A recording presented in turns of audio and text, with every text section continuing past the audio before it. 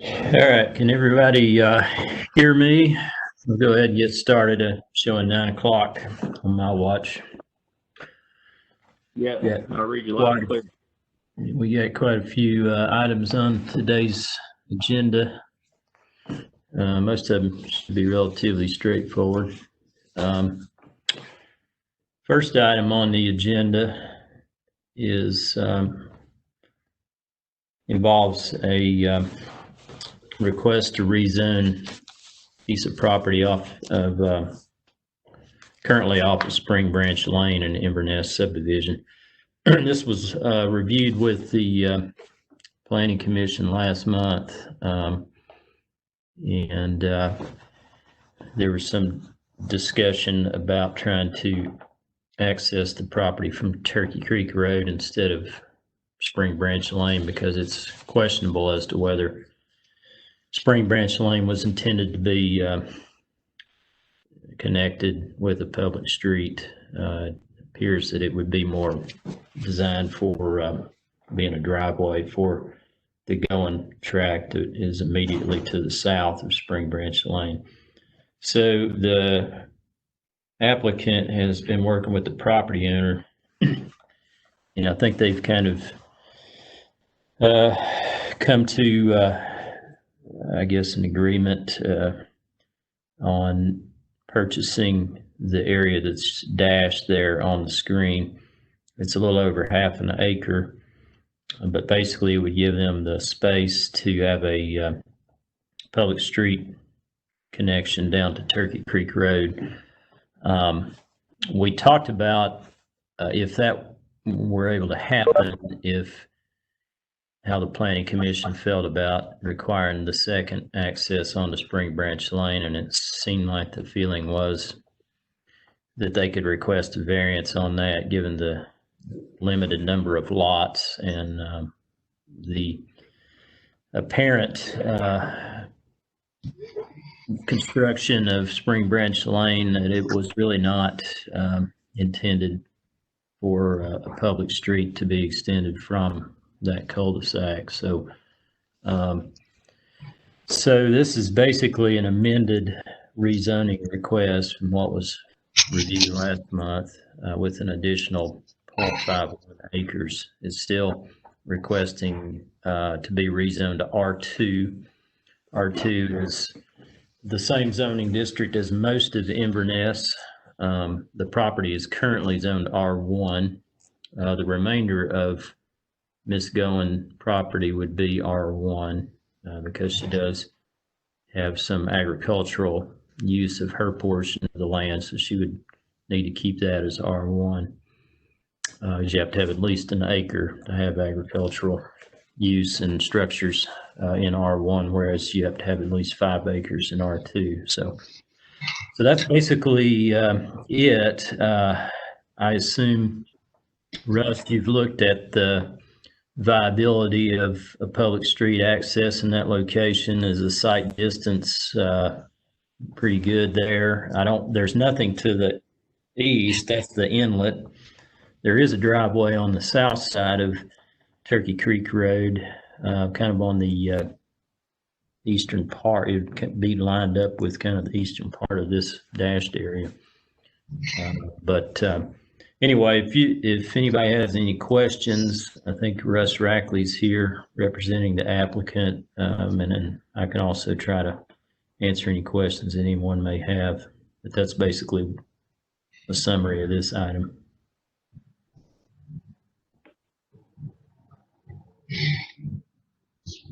Yeah, Mark, I can speak to your last comment. What we proposed is to where her existing driveway curb cut is or crossing is on the sidewalk, would be to improve that to a new intersection. Her driveway would then attach to the new public right of way. It does line up fairly close to the private drive for the house directly across the street. The site distance being on the outside of a very large radius horizontal curve is more than acceptable. It's 700-800 feet both ways. The intersection would be 335 feet roughly west of the Lake Heather, whatever the name of the road for Inverness is, and 523 feet east of Lake Haven Road.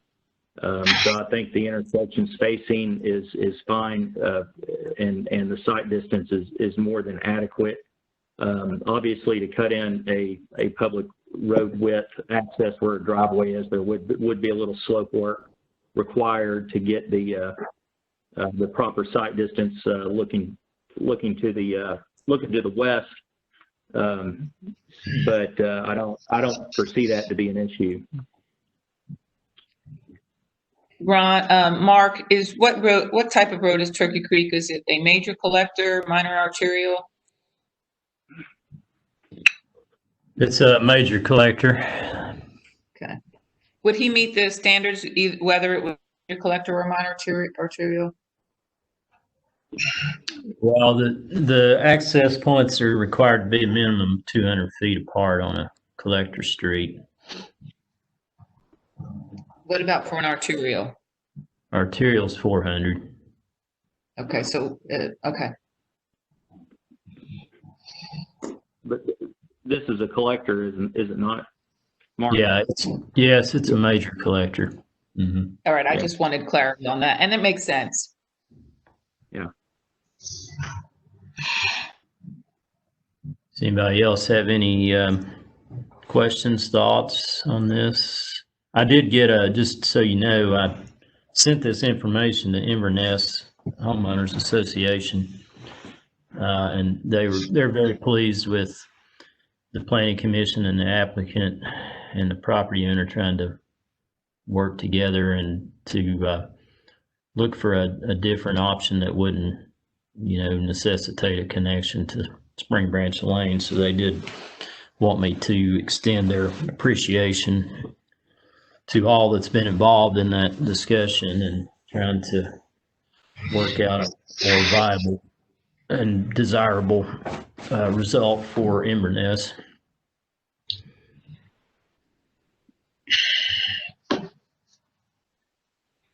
So I guess the plan, since this has already been mostly workshopped, the plan would be to present this for a formal recommendation this month,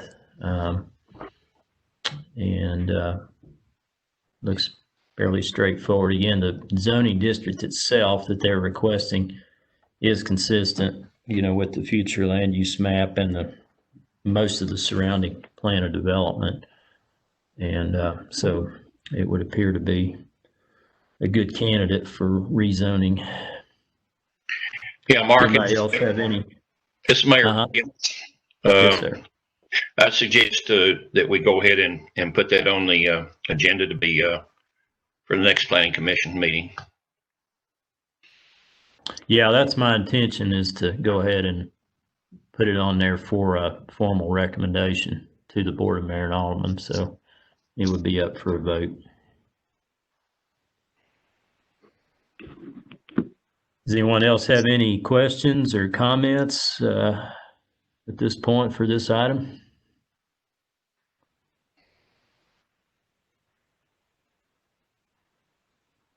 Okay.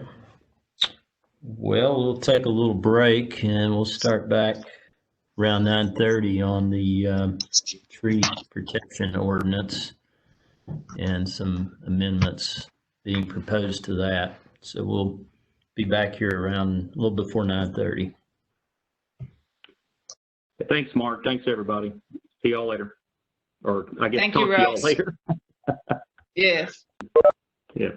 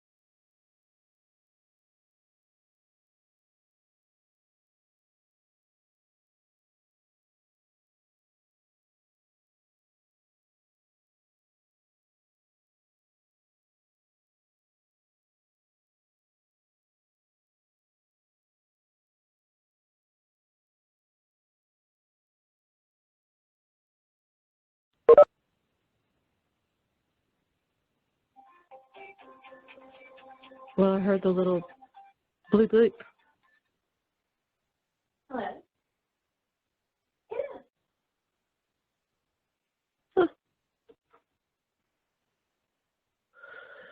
Okay.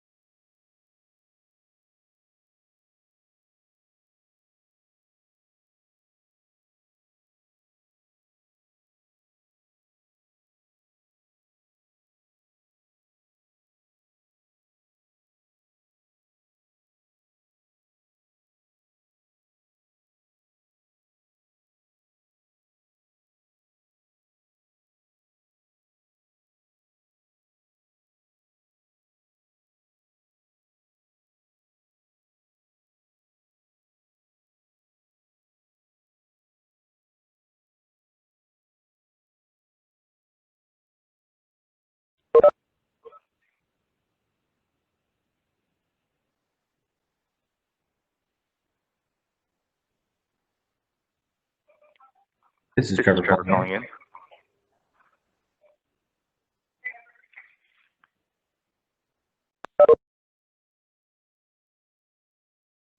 I hear you, Trevor.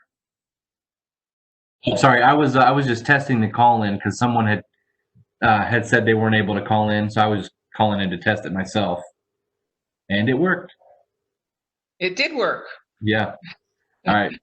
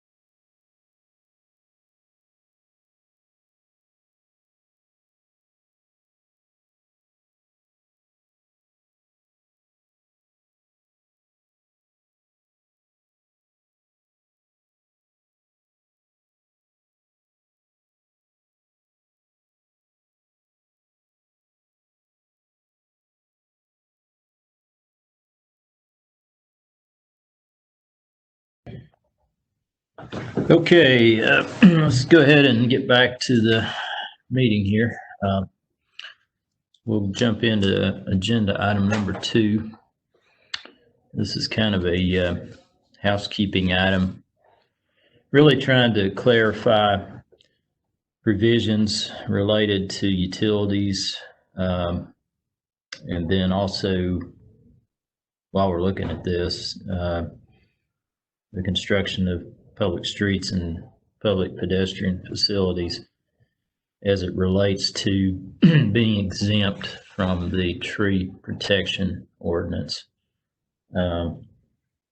So the objectives of this proposed amendment would be to clarify that there still may be, even though you have activities that might be exempt from the tree protection ordinance, they still may have some coordination that's necessary with the town.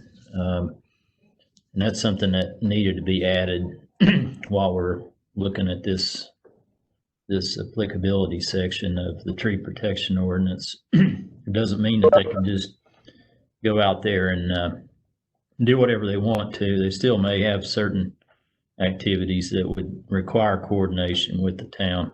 So we've added some language for that.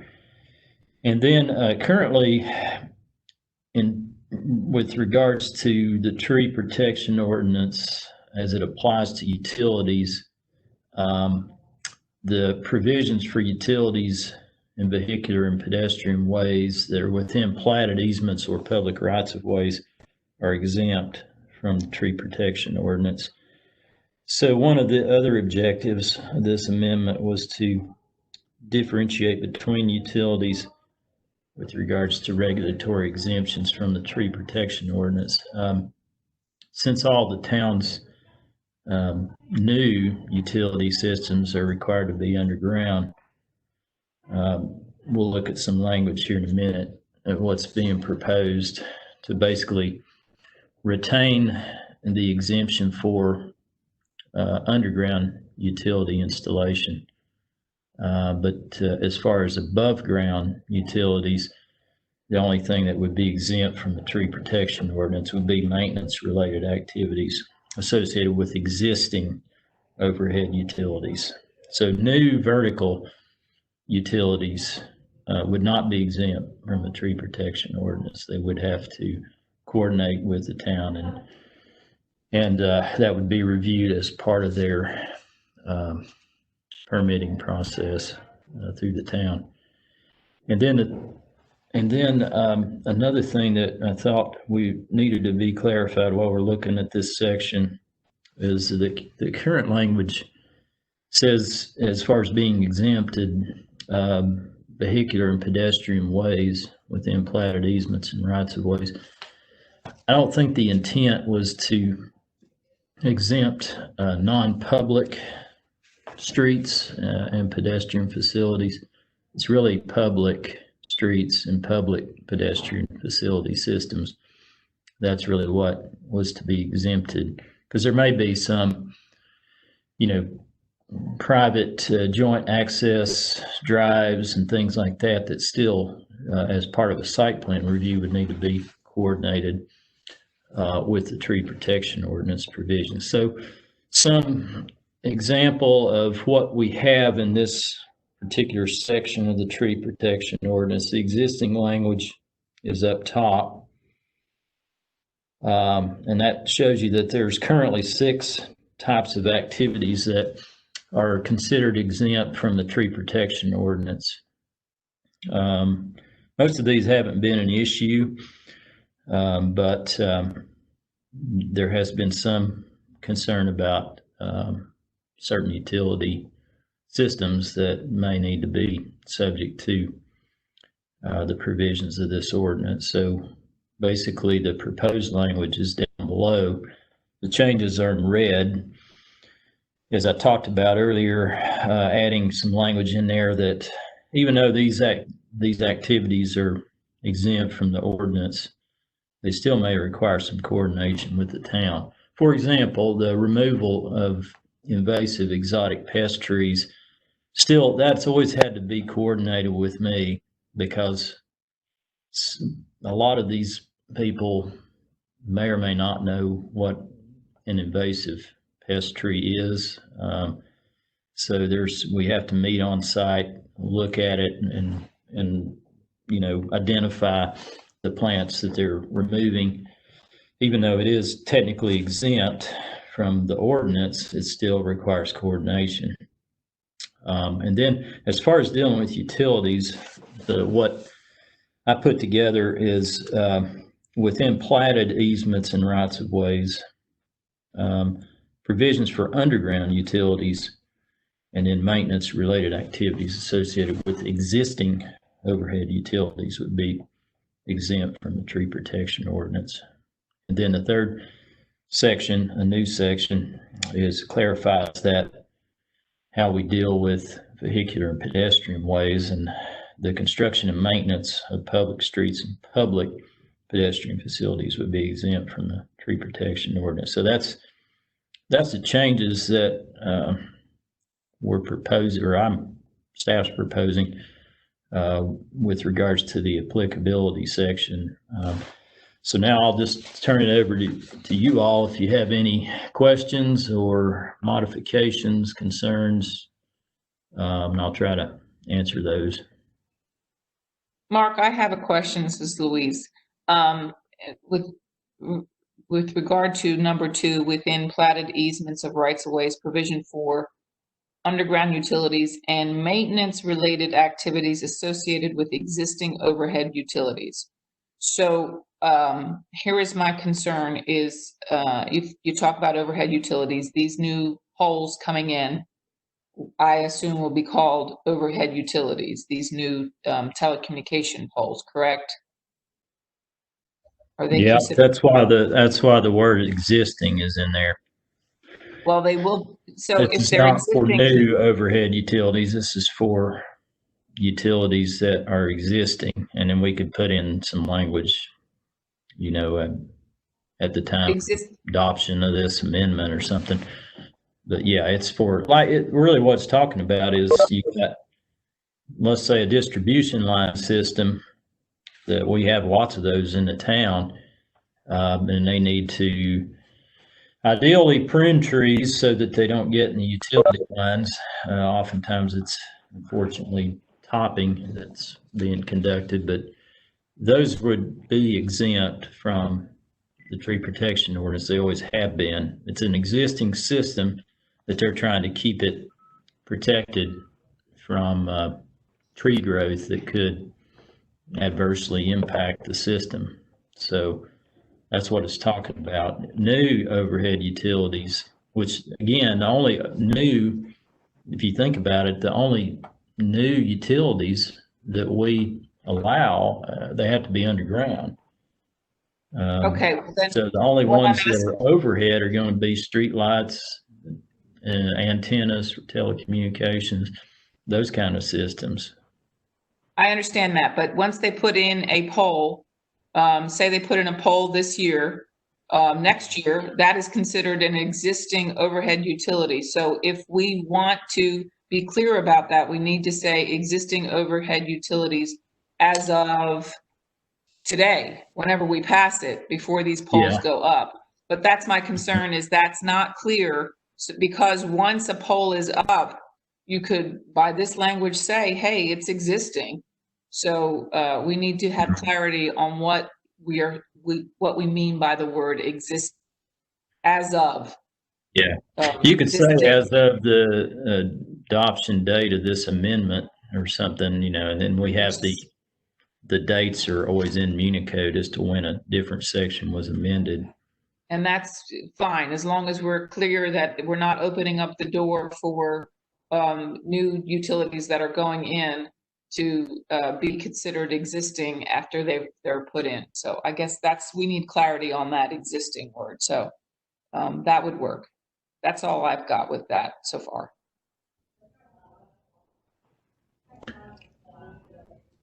Does anybody else have any? Does that seem to address the general I still wanted to keep underground utility installation exempt. Keep in mind, it's within platted easements and rights of way. So those are areas that are designated for underground utilities. So that's why it probably needs to be exempt. I mean, when we have a subdivision plat that comes in, one of the things we need to look at with regards to compliance with the tree protection ordinance is where they ultimately end up putting the transportation network and the subsequent easements. Is that in an alignment that minimizes the impact to desirable tree cover? So that's kind of, once you get it, once it's already been approved and platted, then the activities that are allowed, within that physical space would be exempt from the provisions of the ordinance, because that should have already been looked at when the system was put in on the front end. And let me ask you this. So we have now we have new cable going in, being installed into an existing platted right-of-way. How does this language protect our existing trees that, of course, I know that the more trees we have in our right-of-way, we have issues with maintenance, but what about trees right outside of the are we making sure that, does this language protect those trees? And are we requiring, I know that MassTech is going far under where the roots are. They're trying to avoid damaging any of our trees. Is that protected in this language?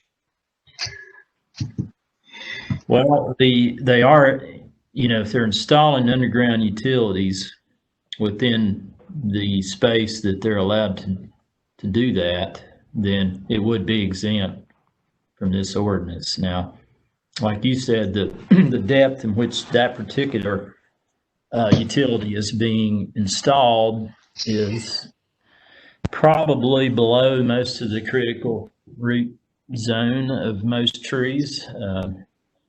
So it should have minimal impact. Can we put some language in there about that? Is there a way to say what you just said? Installation is at a depth that, I know I'm putting a lot of words in here, but No, that's fine. in my mind, better safe than sorry. Yeah, I just put that out there for discussion to have something to react to. So, let's think about that. Provisions for, honestly, most utilities are going to be at least 30 inches below the surface. This particular one is supposedly 36 inches minimum. I'd have to give that some thought. I understand what you're saying. You could certainly say for provisions for underground utilities installed at a minimum depth of 36 inches or something like that. But then the question becomes, what if certain utilities aren't installed at that depth, but they're in the physical space that was allocated for those utilities? It can be a little bit of an issue. I think the critical thing is to try to, it's hard to do much with an existing system because you've got the physical space has already been dedicated for those activities. So tree cover that is in that physical space is more at risk. But the tree protection ordinance, if it's ideally, it's trying to address new systems and making sure that where we end up putting those easements and rights of ways is in the best possible location for protected tree cover. So I'd have to think about that. That may be a little bit too much Okay.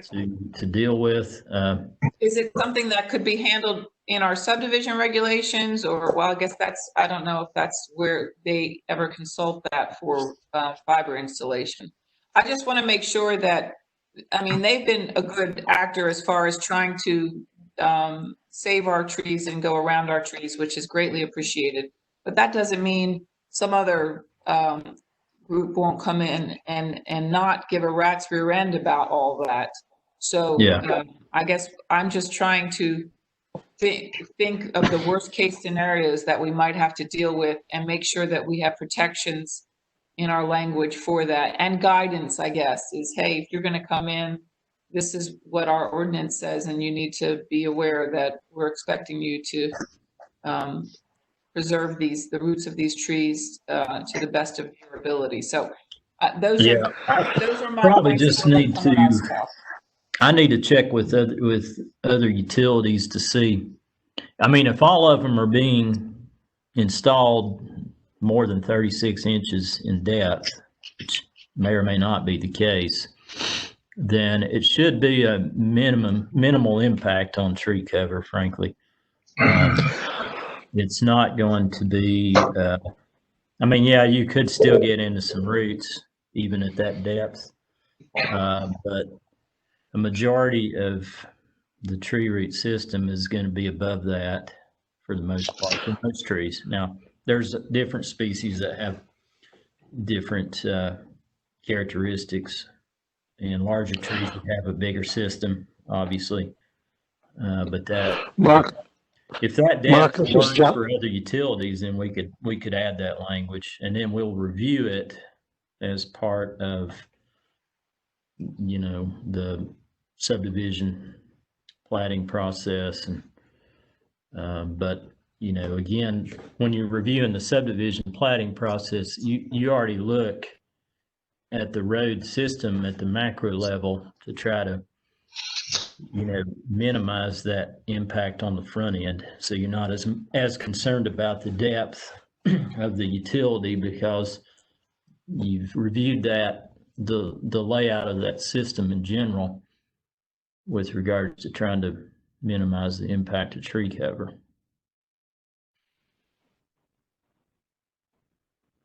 Because really, when people go in and build a new subdivision, everything that's in the designated right-of-way and the easements outside of the right-of-way is cleared out. It's very infrequent where any plant material is saved within that physical space. So, you know, what we try to do is look for general road alignments or locations of pedestrian facilities. For example, we have worked with developers in the past many times to allow them to put a walking trail outside of the normal physical space that would be designated for that kind of facility, just in order to, you know, lessen the impact to trees and then provide a more, you know, enjoyable experience too, you know, if it's within a kind of a tree covered area that's outside the right of way.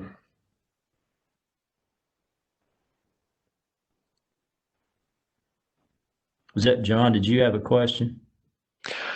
Yeah, can you hear me? Am the mic on here? Yeah, I can hear you. Yeah, has this been an issue in the past, or have we got a solution here for in search of a problem? Well, I think John, there's a concern about that it could be an issue with, let's say, antenna reception, and, you know, in order for a entity to get what they believe is a satisfactory antenna reception, that they're going to go out and start topping trees that are in the rights of ways or adjacent easement areas. So that's really what the intent of this is that if that becomes a desire, then they're not exempt from the tree protection ordinance. They would still have to coordinate it That may be something that we would have to allow some limited pruning in order for that utility to properly function. But at least they would have to coordinate it with the town instead of being completely exempt, as it would seem to be with the current language under number 2. John, this was my request that we beef up this language because I don't want these telecommunication companies coming in and thinking that they can just lop off our trees in our right of way so that they can get better reception. If the trees are in the way, then they need to relook at their plan to make sure that they're in a place where our right of way trees aren't going to be destroyed. Right now, we've adopted a new subdivision regulations where we've required a wider planting strip specifically to put in trees in our right of way. So I don't want to. We want our streets, our roads to be attractive, and street trees are a way to accomplish that. And certainly, it's a way to reduce speeding. The last thing I want to do is see some telecommunication company come in and mangle up our trees so that they have a clearer view from antenna to antenna. They need to work around what we have, not the other way around. So I wanted us to beef up that language because they are being treated as utilities, and that language in number 2 does not make that clear. So that was the reason why I've asked to pursue this. Mayor Williams, I agree with that. It's, if you don't watch it, you get into the tail wagging the dog here as far as them telling us what they're going to do about our property, which is our right of way. So the fact that they can bore deep to miss some of the big trees, root system. The Mastec guy told me they could bore as much as 10 feet deep. Of course, they do have to have enough draft angle to come up to pothole, but still, it will definitely dictate where those poles will go based on our trees, and where they wouldn't be cutting, just so that one is easy for the other to see as far as line of sight.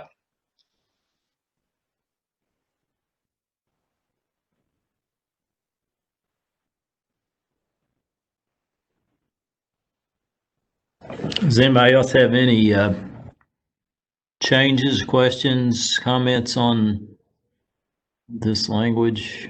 I mean, again, I just put this together fairly quickly just to give you all something to react to and to kind of express the general objective of what we're trying to do with this section of the ordinance.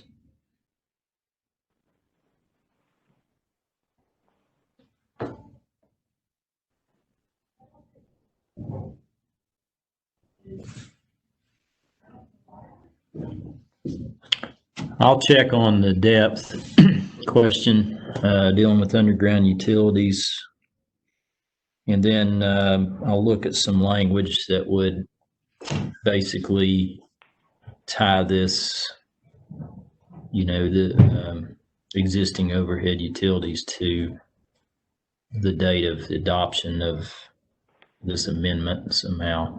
I'll figure out that language. Thank you, Mark. I appreciate you bringing this forward. Does it look like that addresses the concerns? Because I thought really in looking at this, our language for vehicular and pedestrian ways was also pretty open-ended in addition to utilities. Yeah. So that's why I added that 3 to make it clear that it really is public streets and public pedestrian facility that would be exempt, because it's again our property, like the mayor said, and hopefully we would want to try to protect the trees as much as we could, which I'm sure we would, but it wouldn't really exempt construction and maintenance of other kinds of streets and a sidewalk system that may just be internal to a property on private property. So yeah, I appreciate it. Thank you, Mark. Okay, well, I'll probably try to put this in some format to have it for a vote. this month because it's relatively simple amendment. I appreciate that. I think with the time is of the essence.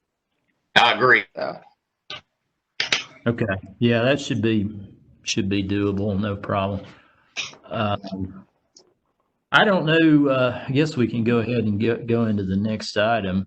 Because really the next three items are all really Town of Farragut initiated items. I don't really have a specific applicant that is on the call dealing with these. So we'll just jump into the next one. If that's okay with you all, unless anyone needs a break. We could take a 5-minute break if you want, or just jump into this. I'm going to take a 5-minute break and go get coffee. So you can keep talking. I can hear you. Well, why don't we just take a 5-minute break? We'll come back at 10. Okay.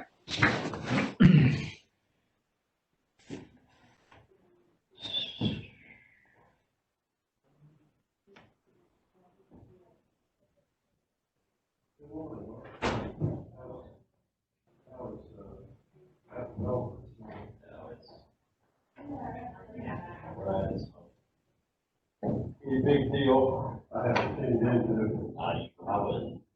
You might want to say. Oh, yeah. What there? That's 1:30. You know, on utilities, are almost all main utilities, they're at least 30 inches. I don't know anything that's less. Yeah, I mean, Hey, Mark. Mark, are you there? it should be, main service lines. Yeah. Your service line is. They'd be on the ground, they scratch the ground. Yeah. Somebody, like years ago, charter, somebody just put it on the ground. Very. Oh, yeah, I've seen that. It's like, yeah. Well, we've had it before for 6 months, just across the road. Like, really, somebody's telling me it's a temporary. Yeah. And it's been cut or whatever. And somebody has to call them, guys, we really do. Yeah.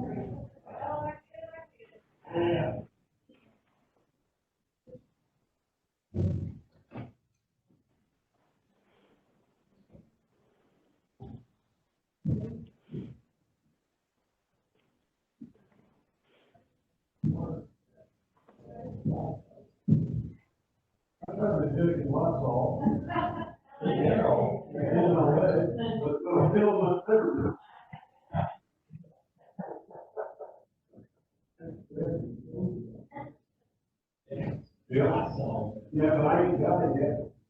Yeah.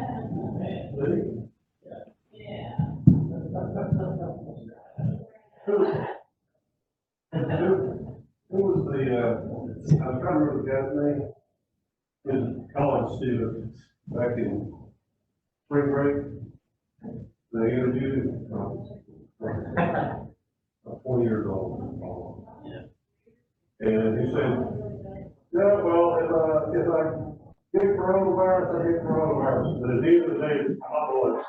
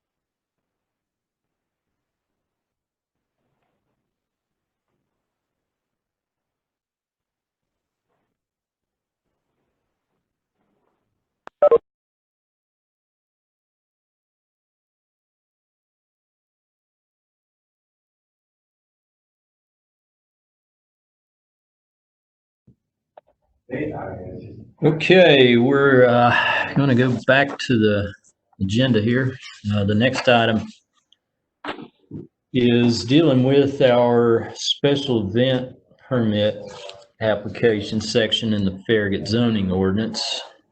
And let's see here. Let's just talk through the objectives of what we're doing with this particular amendment. Is just in looking at this, I was just trying to clean it up a little bit and address the way that we currently deal with special event permits, and then the fact that now they're submitted online as opposed to somebody submitting them to the town hall directly.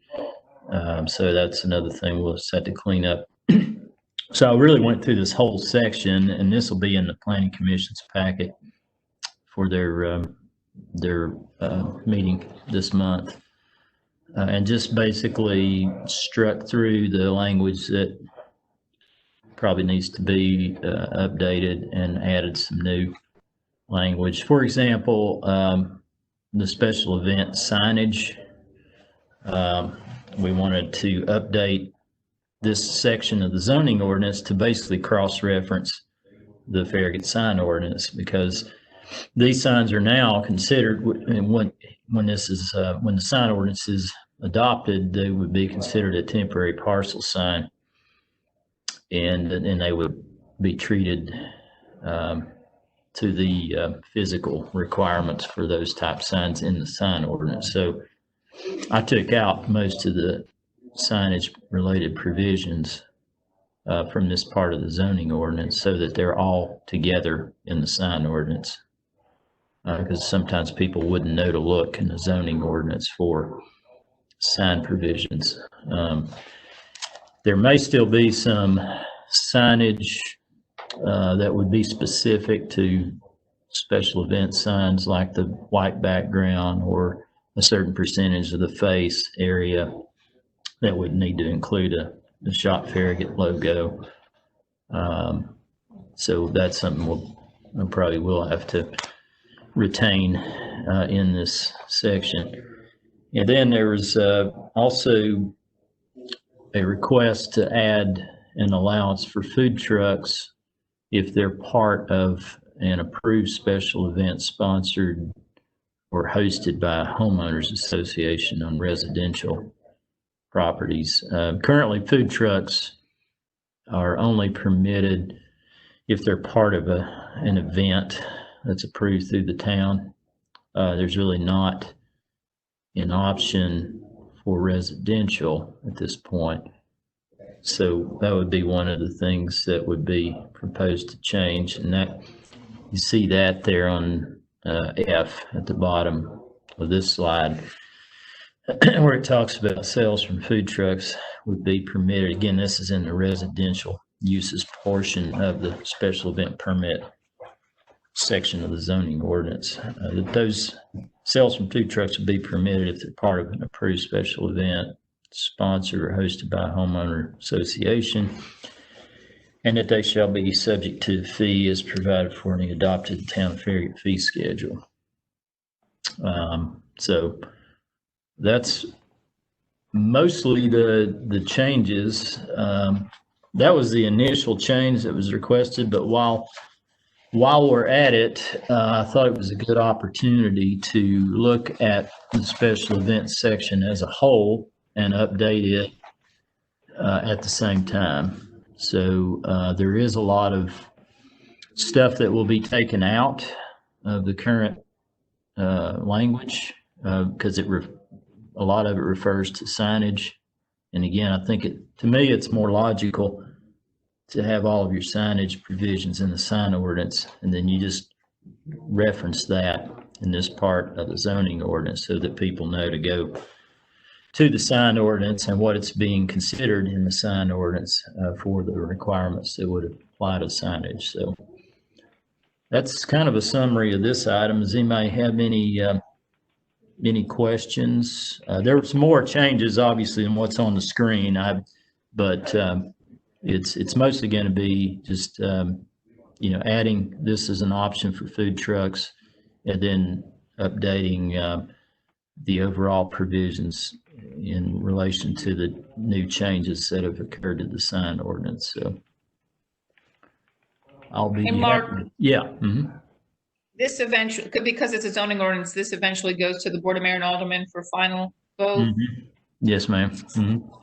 I'm figuring at that time we'll want to have a conversation about, we only allow 2 special event permits per homeowners association a year. And so that's a conversation that we'll have to kind of throw back and forth. But yes, this is already happening in our town, and I've had several different neighborhoods HOAs reach out to me to say, hey, we don't want to violate town ordinances, but there is interest to provide this community gathering opportunity, and they make sense. If it's going to happen anyway, we may as well make it, provide a provision for it, so that HOA officers don't feel like they're behaving in an illegal fashion. So that's why I've brought this to the Planning Commission and to the board for consideration. So that's the background behind that. As Mayor Williams, one of the other things that you see that's usually involved with the homeowner association is when they have swim meets.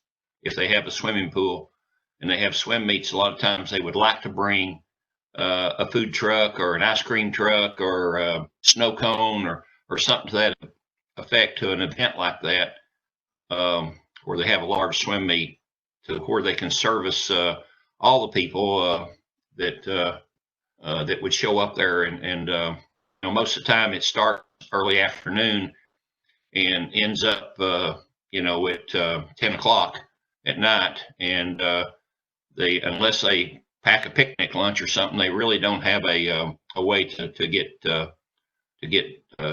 dinner. So it's I think it would be a thing that would be good for the homeowners associations to be able to do that for swim meets.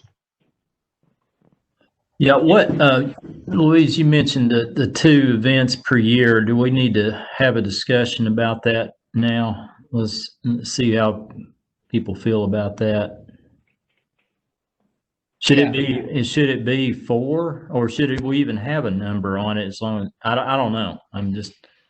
You got 4 on like non-residential typically, other than grand opening and the shop Farragut. So how do y'all feel about that? Well, and I don't have a problem with matching it with what we allow to happen with our businesses in the commercial area. But Mayor Williams brings up a separate point. The swim team is a different organization. It's certainly at Sugarwood it is. So we may want to say hosted by a homeowners association and come up with language for what swim teams are, because that's another entity that is allowed to use the HOA properties. I think that we need a little bit more conversation on that, because if the swim team is using up all of their special event permits, then the homeowners association for the neighborhood doesn't get to do anything. And so we need clarity on how we want to divide that. Mayor Williams, do you have any thoughts on that? Most of your swim teams have a maximum of 3 home meets at their pool, and that's it. You know, the homeowners association basically leases the pool area to swim team. You know, it may be called Sugarwood, or it may be called Fox 10 or Concord Hills, but it's being allowed by the HOA to happen at a HOA-owned facility. So, you know, of course, I mean, if you say unlimited, you know, you get into what Walnut Hills is doing.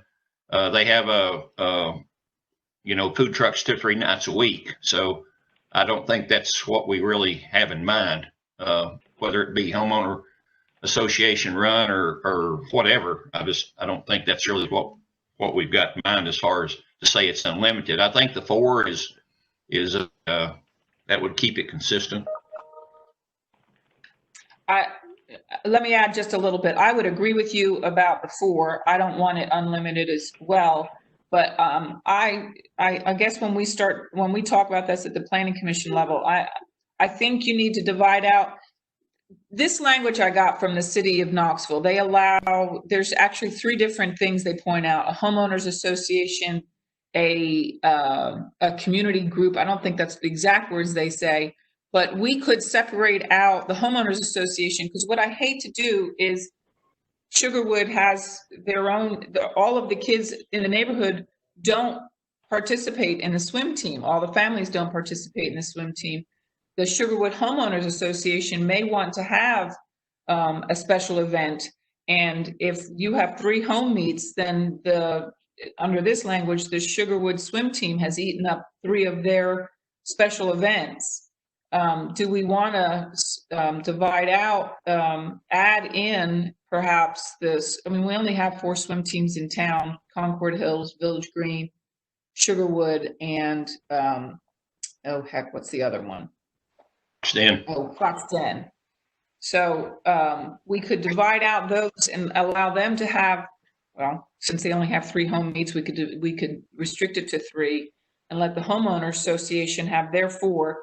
And I know that's 7 there, but it's not unlimited, and it does give them some flexibility to say, okay, swim team is operating on their own, especially because it's a swim team special event, not a homeowner's a special event. So the swim team needs to be the applicant and the one required to deal with any issues that come up of it. So we might want to expand that language to include the reality of what's happening, because that is happening.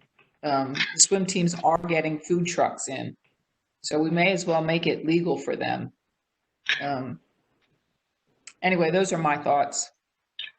Well, the swim teams are separately insured, you know, so it's, yeah, that makes sense. What is the swim team's relationship with the homeowners, the association, or the subdivisions that they're within? I mean, are they? They're not part of the HOA. I know that Sugarwood was specifically split out and separated a long time ago. Fox Den operates, I think, separately. We'd have to look into Concord Hills and Village Green, but I think that I don't think they're part of the HOA.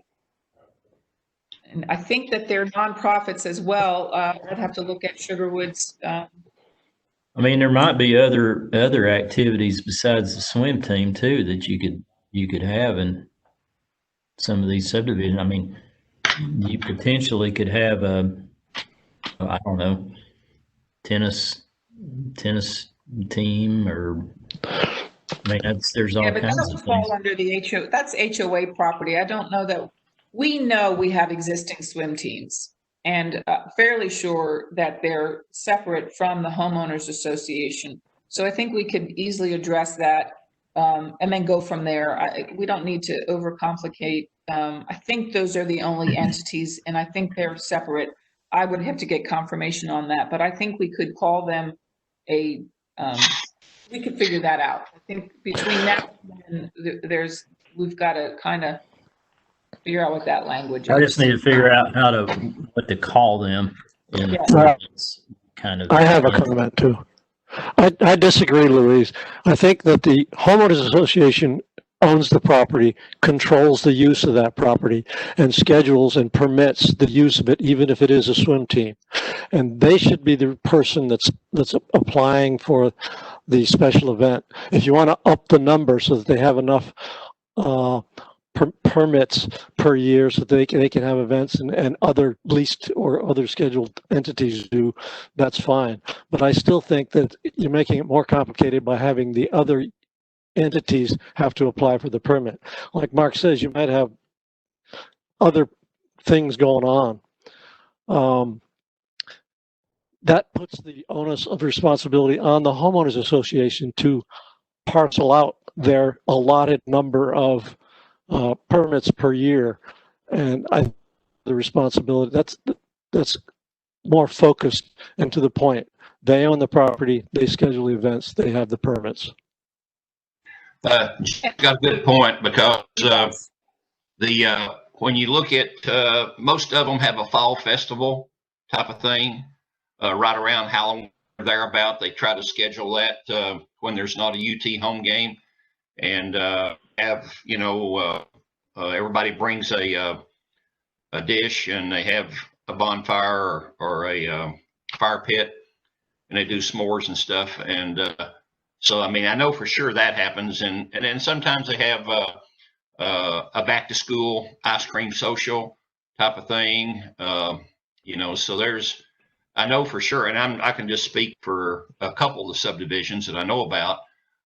They have at least a couple of the events like that. But the thing about it is, when you have a fall festival, you're not inviting a food truck. It's people are bringing their own dish, or if it's a potluck, it's the same thing that the HOA has. But the HOA does, on all levels, they dictate who uses the pool and when. So I think John's correct on that. I agree. You make a very valid point. That is HOA property, and they have permission to use it. Of course, I think Foxton's a little different, but still, it says there in D, special event permits can only be applied for and issued to the property owner of record. And of course, the HOA is the property owner of record. So that makes sense. We just kind of need to feel out the number and then leave it at that. So I appreciate that, John. That's a good point you made. This is Alderman Pinchot. Mayor, I've got a question for you. Sugarwood, would they need more than 2 permits a year for just the HOA, not swim team? No, I don't think so. Like I said, whenever they do have the fall festival and ice cream social for back to school, or whenever the pool opens, that's an HOA thing, and the HOA pays for it. They don't have a food truck, so I think it was probably covered. I would like to propose 5. I was thinking that HOA for their own benefit 2, and then the swim teams 3. I don't see more than 2 or 3 being used by the HOA, as a rule. But anyways, I don't think it should be any more than 5. Alderman Pinchot, I think that's a fair number. I agree with that. That's kind of what I was thinking as well.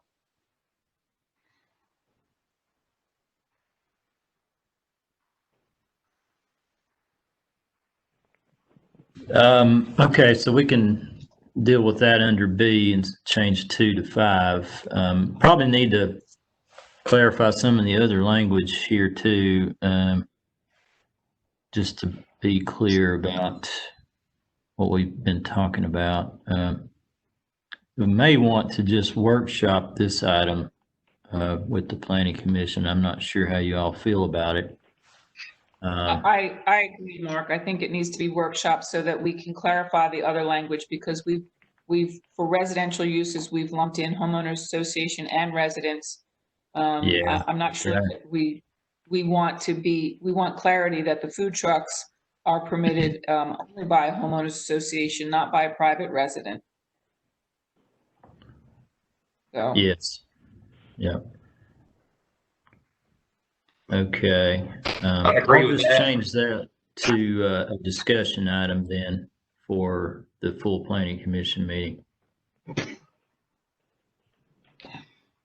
Does anybody else have anything on that? And we'll talk about all the other changes to this section, or proposed changes, because there's quite a few dealing with the signage. There are a lot of stuff taken out because it's really not applicable anymore. Just trying to make this part of the zoning ordinance seamless with the sign ordinance, so that the two are consistent with each other. So unless you all have anything else on this one, we'll go to the next item, which is also in the zoning ordinance. This is a section dealing with grand opening special event permits. And so what, I'm sure you all have seen these signs. These are what are currently being used for grand openings. So when people request a grand opening permit, they complete the application. It's online. These signs, we have 4 of them. They're here in the building.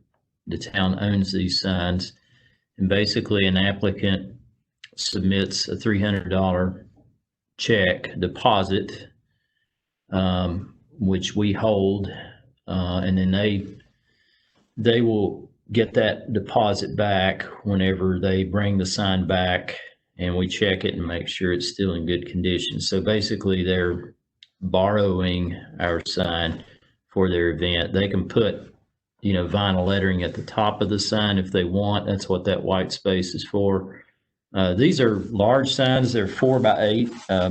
Oftentimes the people come to get them and they don't have a big enough vehicle to get the sign in their vehicle. So it's they're really large signs.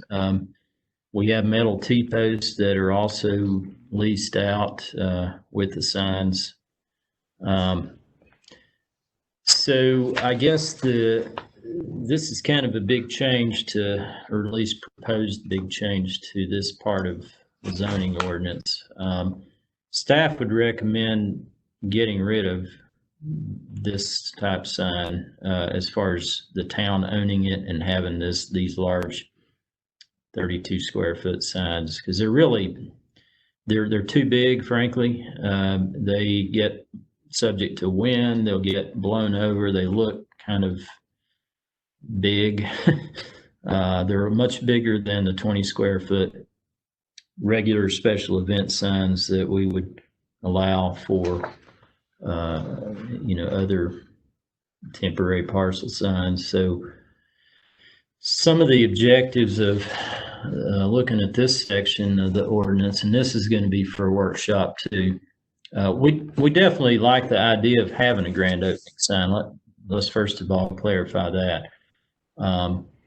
It needs to be real clear as to who qualifies for grand opening signs. And honestly, if you look at the ordinance, we do have non-commercial entities that have applied for these in the past, and it's not intended for those. It's intended for a commercial entity only, and it's for somebody that's got a new business in a new location. so that they can announce to the public that they are here, and they're open. So it's just an extra form of advertising to get them off to hopefully a good start with their business. So clarifying the intent of what these signs are for, I think, is important. The really just trying to improve the appearance of grand opening sign. Yes, ma'am. Mm-hmm. Can you give me an example of a non-commercial applicant that has applied for this?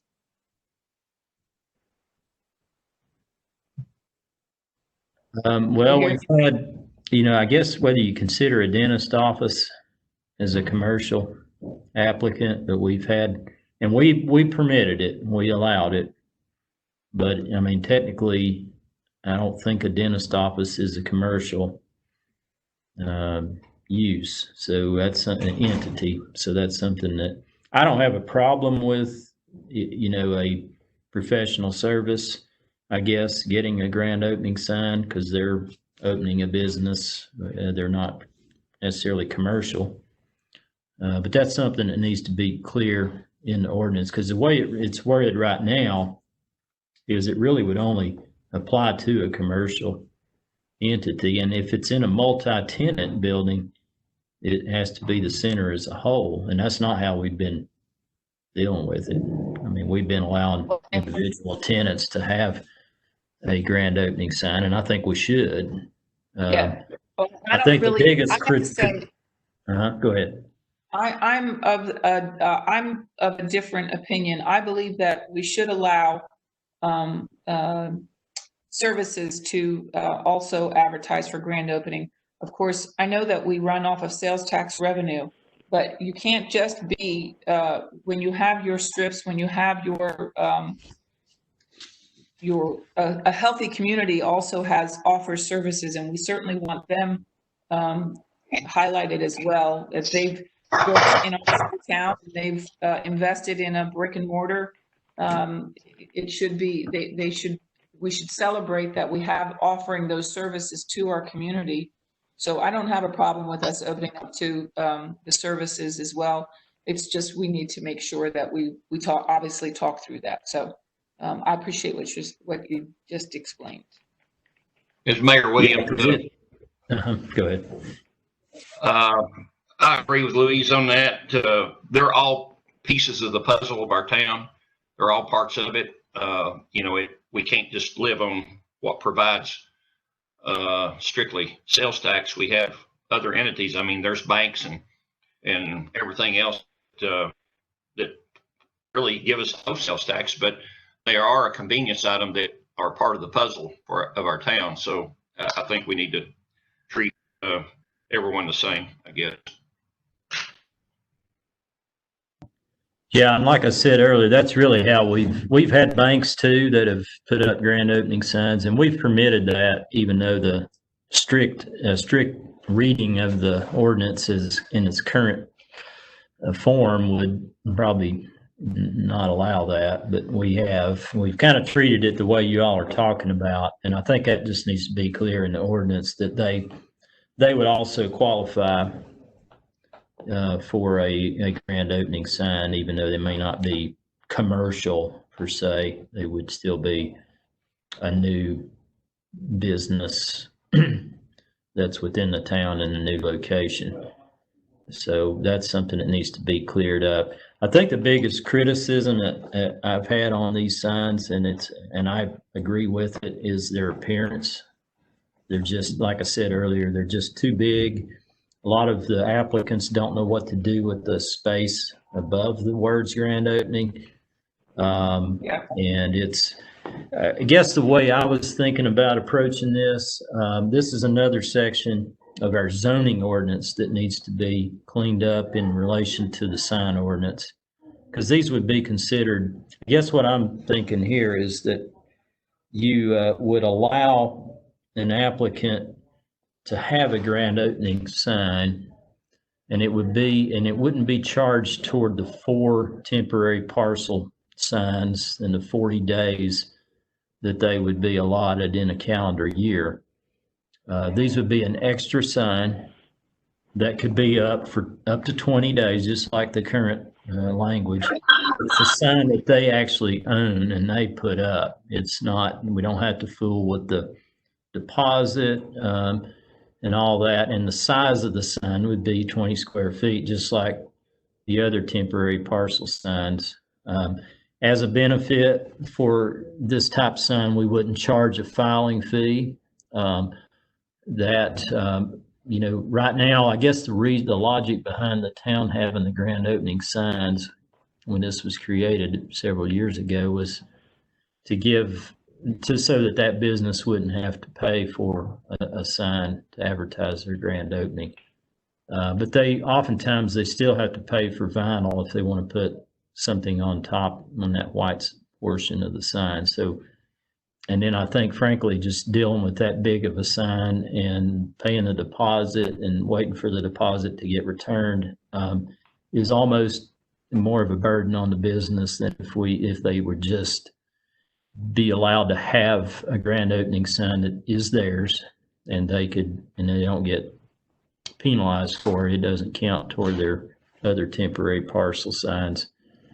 And then can have that up for the 20 days and then take it down. So that's really how I see this, or what I'm proposing. And of course, there's a lot of language in here that needs to be removed because it's not consistent with the sign ordinance now. But basically some language like you see there on the screen as far as the signage, that the grand opening special event permit signs are considered temporary parcel signs, and they shall not be counted toward the 40 calendar days per year within which temporary parcel sign may be permitted. And it would be clear that a temporary parcel sign where a business is opening for the first time at a particular location shall be allowed an extra sign for such business. And we could I could change that word business to make it a little more generic, and may be in place for up to 20 calendar days. So again, I'm not saying that you have to put grand opening on the sign, because we got to go back to the content neutrality of the sign ordinance itself. You just get an extra sign if you are opening business or activity, and so it's not really content based. You just get that extra sign, and then you're exempt from the application filing fee. So does anybody have any questions on that? So just for clarity, this means that this is their sign to have made, and we are getting out of we're taking our staff out of the responsibility of having to keep up with these signs and take care of the deposits and all of that rigmarole. Is that correct? Absolutely. Yeah, that's what I'm proposing. And the business gets the benefit of they don't get charged for a temporary parcel sign. They don't have to pay a filing fee. They get the extra 10 days for a total of 20 days, just like they do now. But they can make whatever sign they want. They're not restricted to, that physical space on that large sign that we have. And then the signs they just will be a better looking sign that will be consistent with our other temporary parcel signs in non-residential areas. Okay, can we, I know we require the Shop Farragut logo on the regular signs. Do we still require that? Can we require that?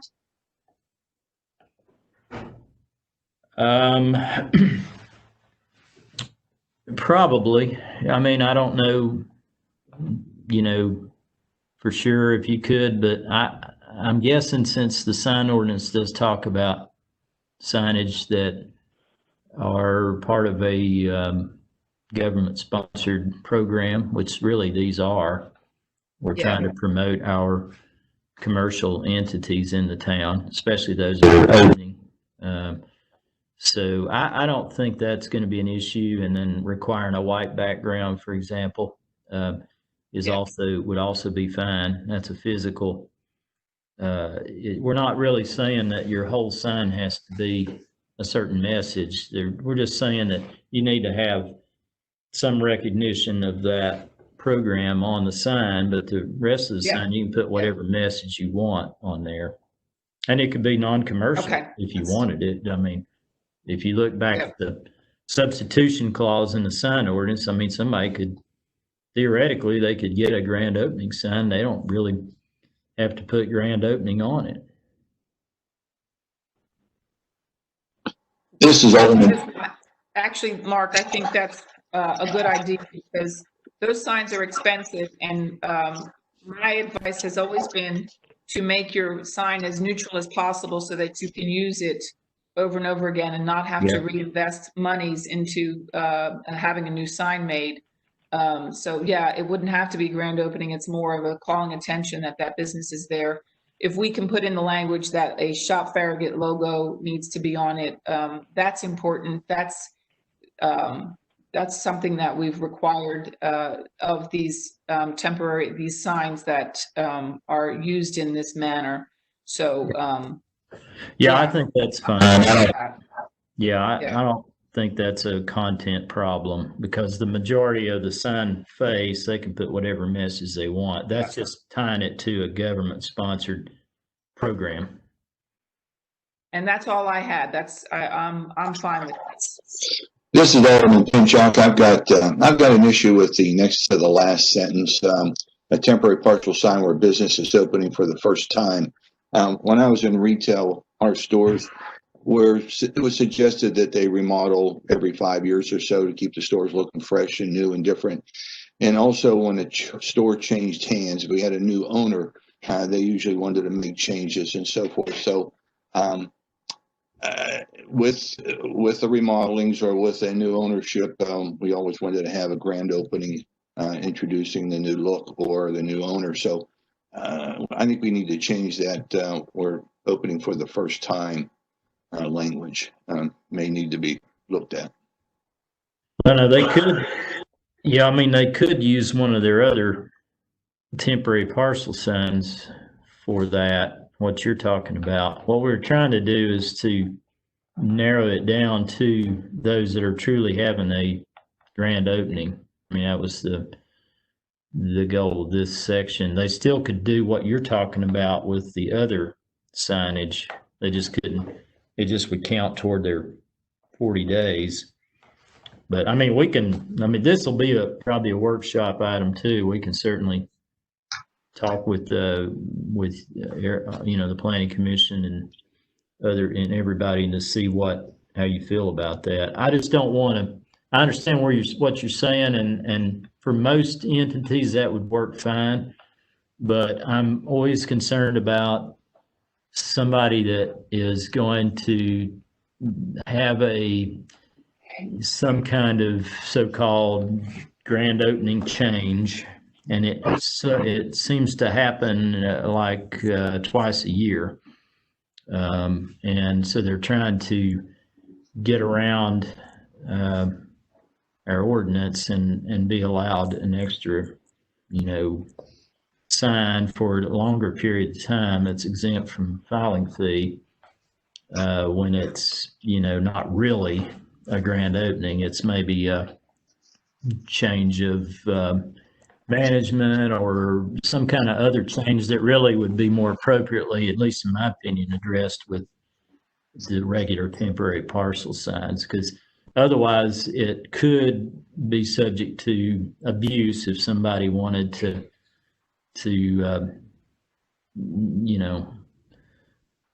do something like that, because it's I've seen it before with some places like going out of business, and then they're really not going out of business, but they're using that for extra signage. Yeah. I agree with you, Mark. There could be some abuse there they painted a wall and now they've considered themselves renovated, and so they take advantage of that. I understand what Alderman Pinchuk is after. It is nice if a business is purchased and there's new owners and they are changing things up. I need to talk through that a little bit, because that is for new business owners. They want that recognition that, hey, that's a big deal when somebody purchases somebody else's business and really wants to put their own stamp on it. I think we might want to parcel that out. Maybe not a renovation, but if the business has changed hands, Yeah. in a really a formal sense, not like passing it down from one family member to another. But even that, I guess, if you're purchasing from somebody, it is something we need to celebrate. I think we need to work through that a little bit. But I agree with you. Maybe not a renovation, because that you get into hey, I patched all the holes in my wall. That's a renovation. So now we're going to have this grand opening sign. Grand opening. Yeah. Yeah, I understand what Alderman Pinchuk's talking about too, and I understand that. It's just a matter of trying to figure out some language that would, if the desire is to provide for that as a grand opening type sign, but not create something that could be subject to abuse.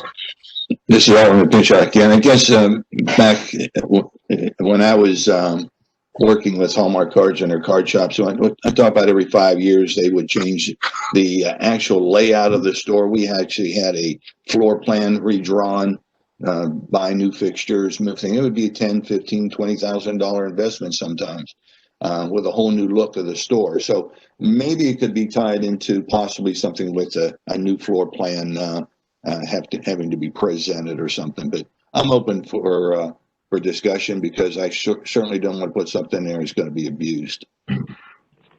Mayor, what's a good example of this is P's and Q's. It was shut down and then sold. And of course, the COVID thing has shut them down again, basically. But still, like what Mark's talking about, your big offenders are basically furniture stores and mattress stores. They go out of business and in business, and it's just, that's how they advertise. But really, if you've got a new owner, his startup is very critical of whether he stays in business or not. And I think that really needs to be looked at pretty close. Yeah. Okay.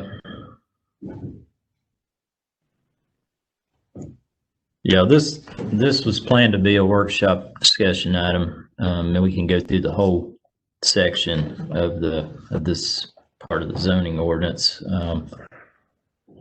and then we can just talk through this grand opening language, and for the first time and all that kind of stuff.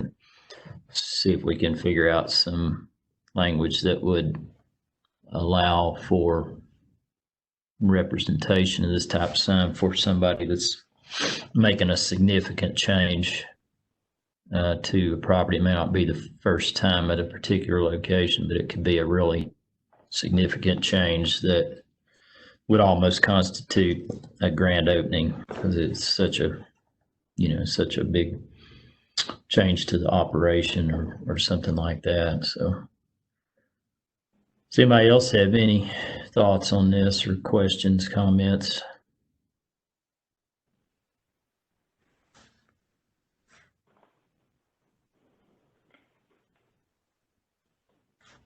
Okay.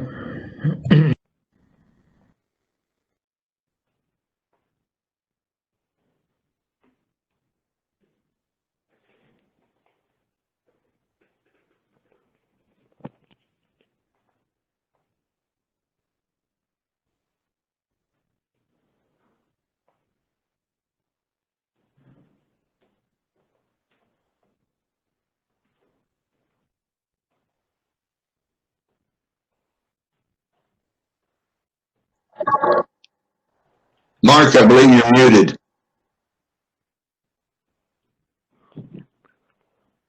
Yep, you're right. Let's start back over. So this is related to an item that we talked about at the Planning Commission meeting last month. There was a variance request for a property in Village Green related to a circular drive on a corner lot, and it had a lot of street frontage when you added the two streets together. Basically, one of the reasons for recommending approval of the variance was the staff indicated that this is probably a section of our driveways and other access ways ordinance that might need to be clarified. And because I think that's really one of the reasons why the permit was accidentally issued on the site plan, is it's a little bit hard to follow as far as how these circular drives are treated. So this is kind of a follow-up to that discussion last month with the Planning Commission. The focus here is really to, so that we don't kind of open this up too broadly, we're going to look at corner lots that have what would probably be considered a substantial amount of public street frontage.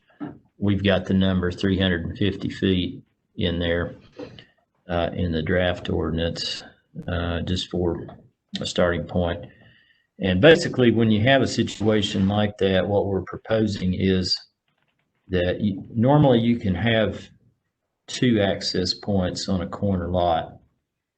So we're saying that basically if you have a corner lot, you've got over 350 feet of frontage, one of those two access points could be a circular drive, as long as that circular drive meets provisions 1 through 5 there on the screen. So there's width limitations for the driveway. There's a distance separation between the driveways, setbacks from property lines, then the lot coverage in the front yard so that you don't have basically a sea of concrete in someone's front yard.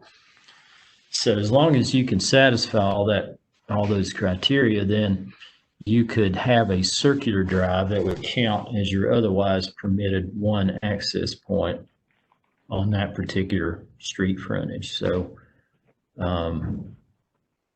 that, I think, is what we talked about, and the best I remember from the Planning Commission discussion. I don't know if anybody has any comments or thoughts on that. It's just probably in the staff's opinion, it's a section of the ordinance that needed to be clarified anyway. And this way it gives those corner lots that do have a lot of frontage another option as far as access. So that's all this item is about. So does anybody have any questions or comments or changes to what we're proposing here?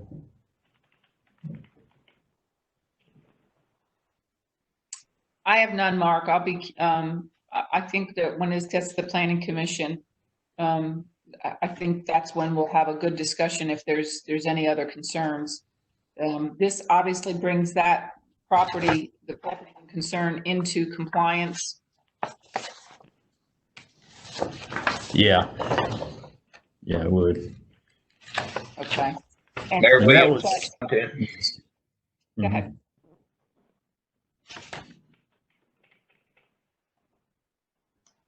No comment. No, I think this addresses the issue. This is John Green. I think this addresses the issue that we talked about, so it looks good. One thing that I noticed here in the language, the current language, it does say circular drives shall be permitted to property with less than 200 feet of road frontage, provided the following criteria are met. What that current language is really talking about is not a corner lot situation, so that may need to be clarified as well. I would agree, and usually when you have a star like that, asterisks, it's somewhere else in the body of the language to highlight, there's a difference here. Yeah, and it is, it's just not shown on the screen, but that asterisk is, Okay. it's in the table for local streets that have more than 200 feet of frontage. As an Okay. asterisk that they could have really 3 access points if you consider each end of the circular drive as a access point if they've got more than 350 feet of So frontage. that So 300 not all corner lots would qualify. It has to be a corner lot that has, really a substantial amount of frontage. This particular lot had about 360 feet or so of frontage. Okay. So it had quite a bit of frontage when you added it together. Yeah. So that means basically you got a relatively large lot too. Yeah. It really wouldn't like open this up for a lot of corner lots in the town. It would restrict it to relatively large lots that do have a lot of public road frontage.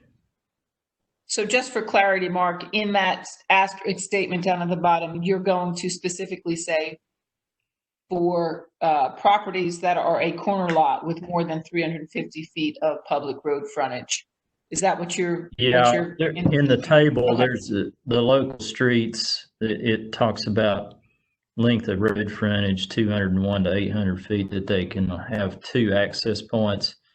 But then it has an asterisk there. So you'd refer to this if you have more than 350 feet that front on more than one local street, that you could basically use a circular drive for your otherwise one access point that you would be permitted along that street section. As long as you met those 5 conditions above there. Because a normal driveway could be up to 25 feet wide. So these circular drives have more restrictions on them in a way, because the maximum width is only 15 feet for those. And then they have to be spread apart, so it doesn't, and you have coverage calculations that you have to comply with in the front yard. So that again, you're retaining a substantial amount of green space in the front yard, even though you have this circular drive. That was kind of the original intent of provisions 1 through 5, was to ensure that if you did have a circular drive, you still, had a lot of yard space in that front yard area.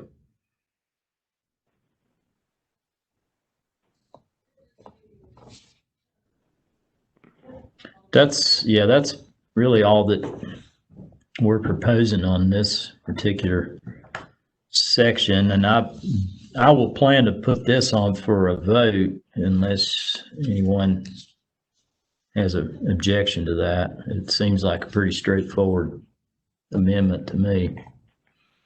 Mark, I think it's ready we already workshopped it once. I think it's ready for, Yeah. other than adding in that language about specifying specifically that it's for a corner lot, I think it's ready to go. Okay. Agreed. All right. Anyone else have any questions, comments on this, or anything else from the morning session? If not, we will reconvene at 1:30 to talk through, continue our discussion dealing with the Farragut Town Center at Biddle Farms.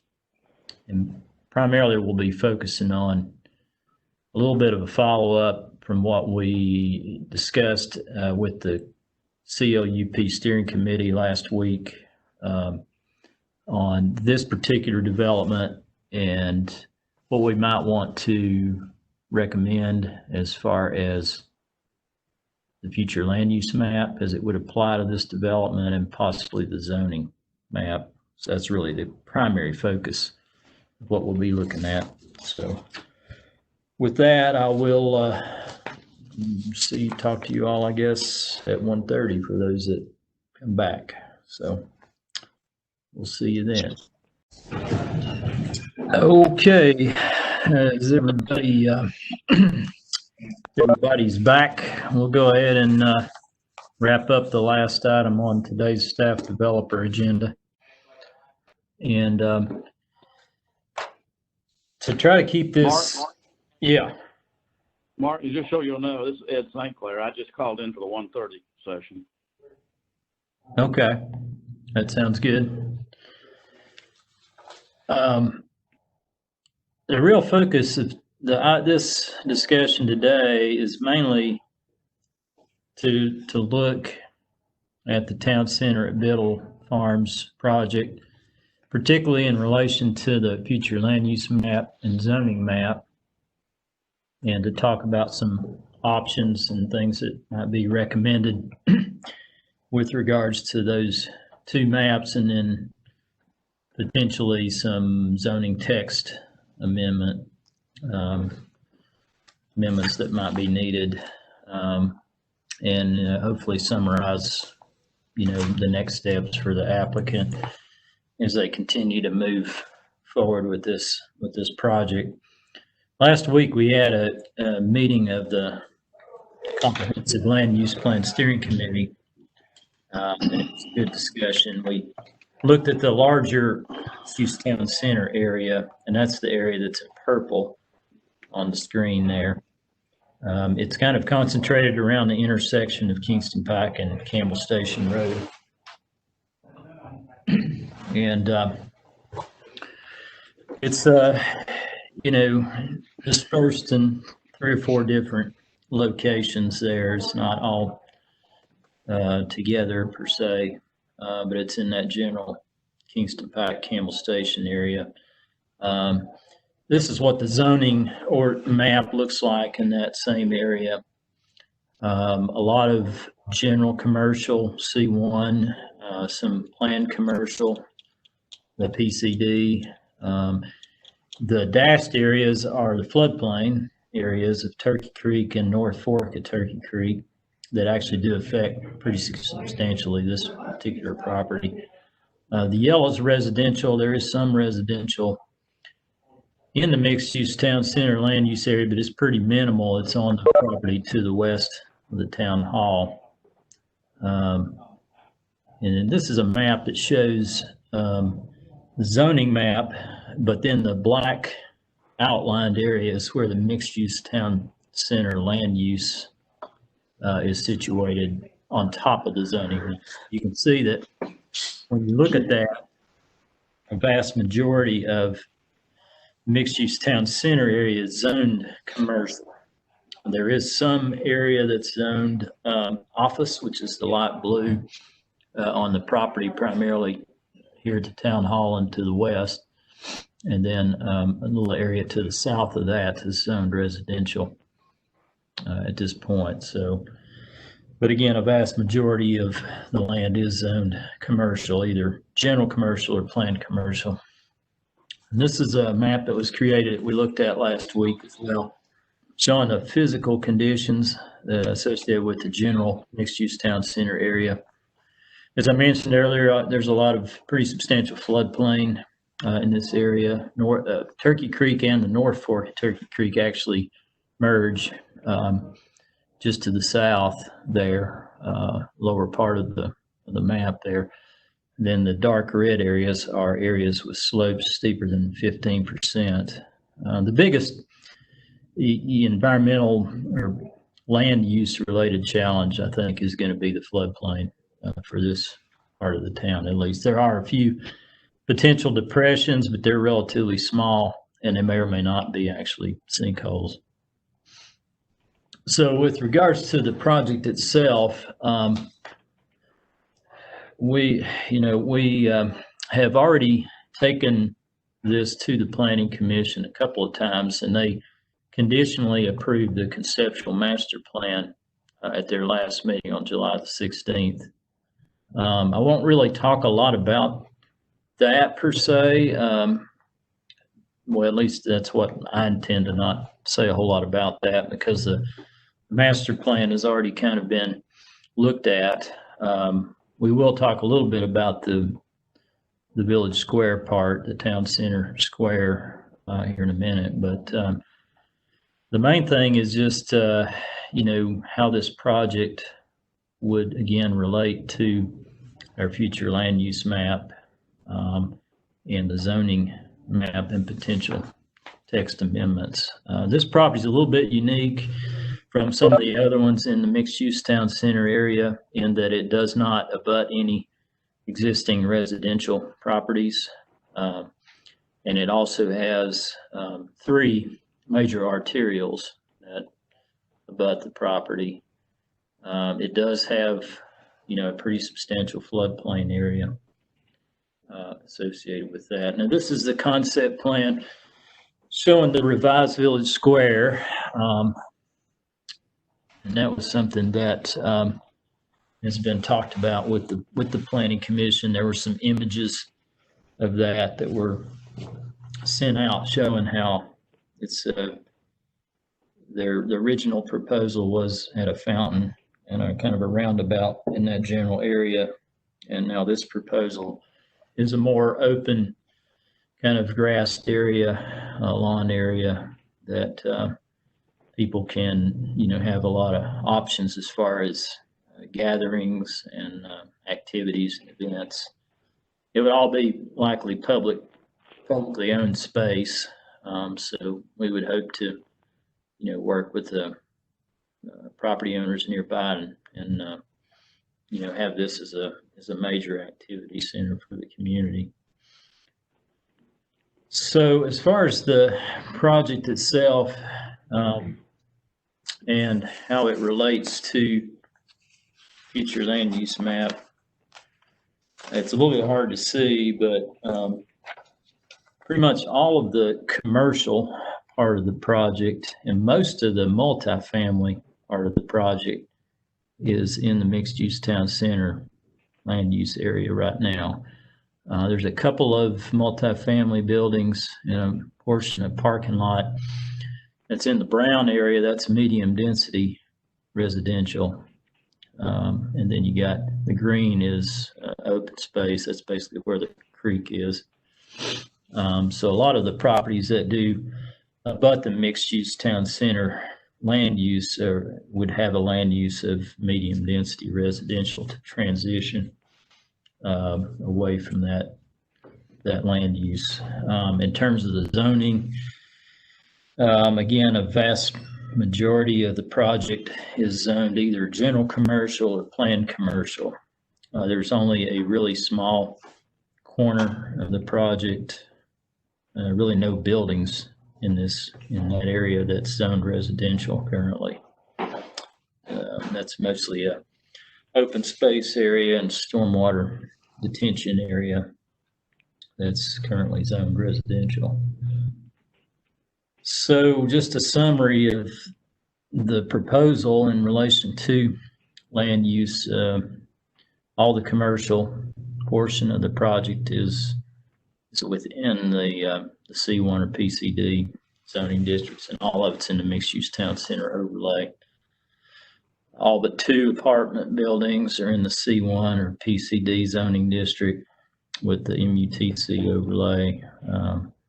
The other 2 are on land zoned commercial, but with the medium density residential overlay. There's no buildings that are proposed in the area that's currently zoned residential, and no portion of the project abuts existing residential neighborhoods. So some options that we talked a little bit about at the meeting last week, before we open this up to general discussion.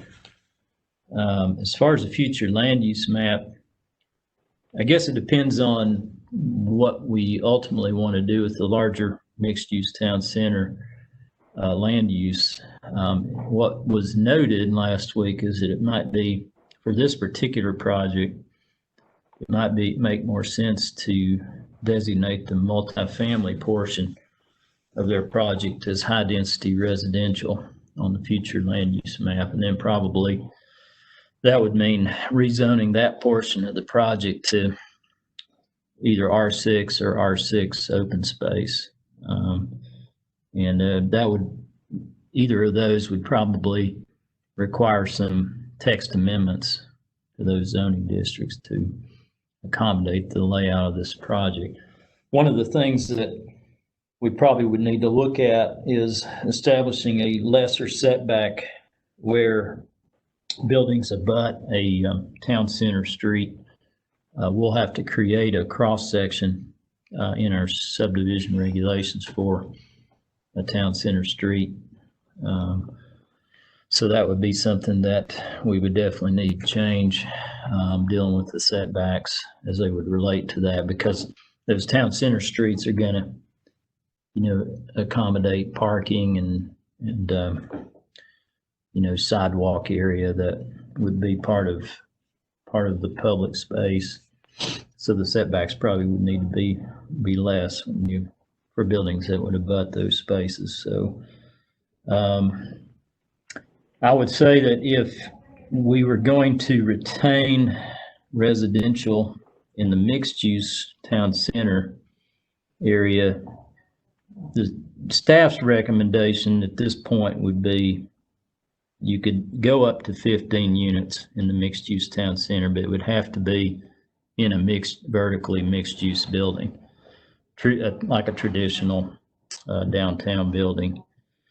And then if you were basically going to have a freestanding building that wasn't mixed use, then you could go up to potentially 8 units per acre, and then develop some language that would be consistent with kind of some of the language we developed for the neighborhood convenience commercial. So it would be residential would be part of a larger transition plan as you work your way out of the core of the mixed use town center. So that's maybe some options if we wanted to retain up to 15 dwelling units per acre in the mixed use town center.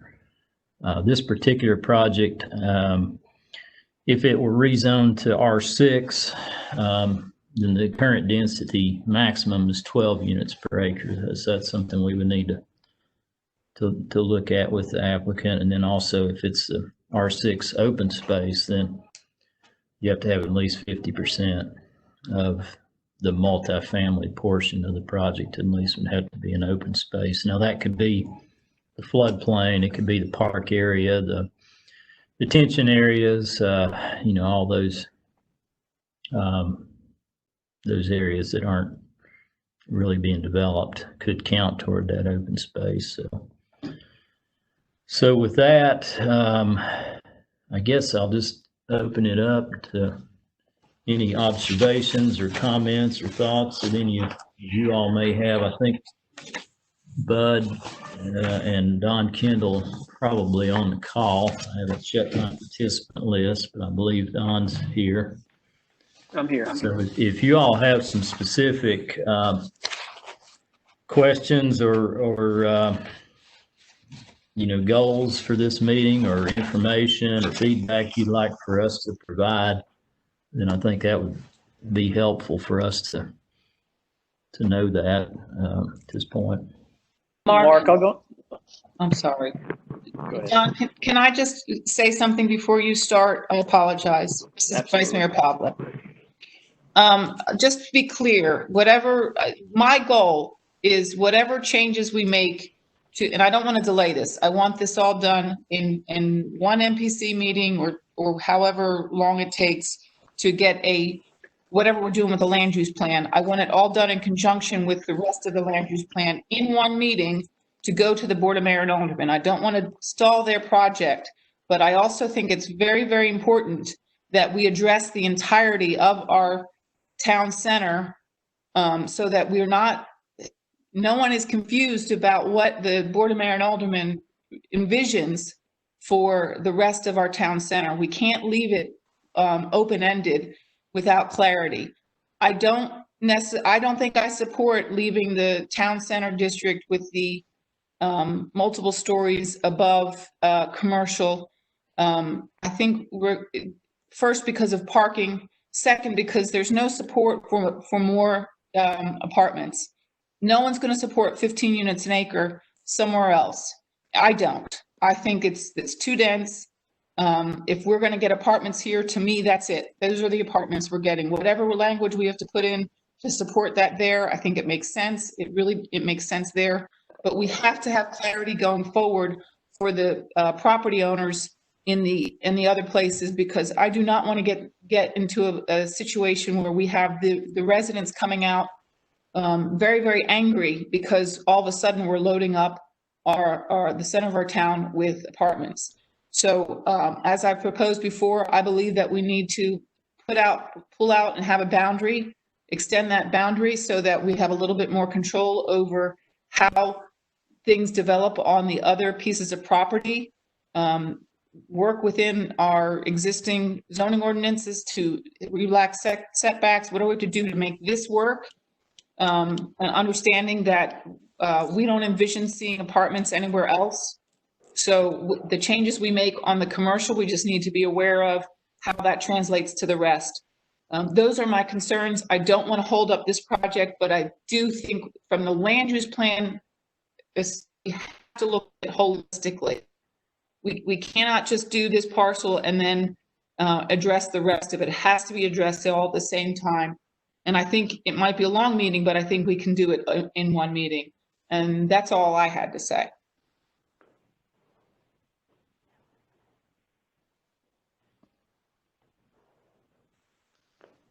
Okay.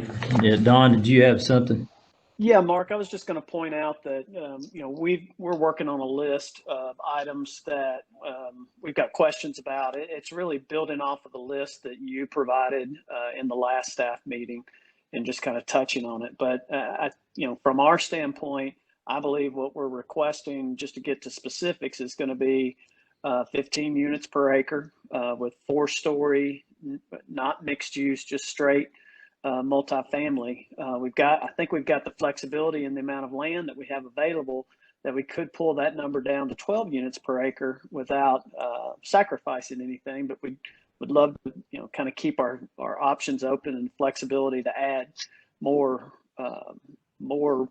uses in this overall town center in the future, if at all possible. And then from a setback standpoint, with all the proposed roads that are being planned, we're going to be it's going to be challenging to set numbers that apply for every single building in this development. So we were curious if we could just treat this as let the concept plan set the setbacks, and then if we need to change those in the future with buildings moving, then we just have to get that reapproved.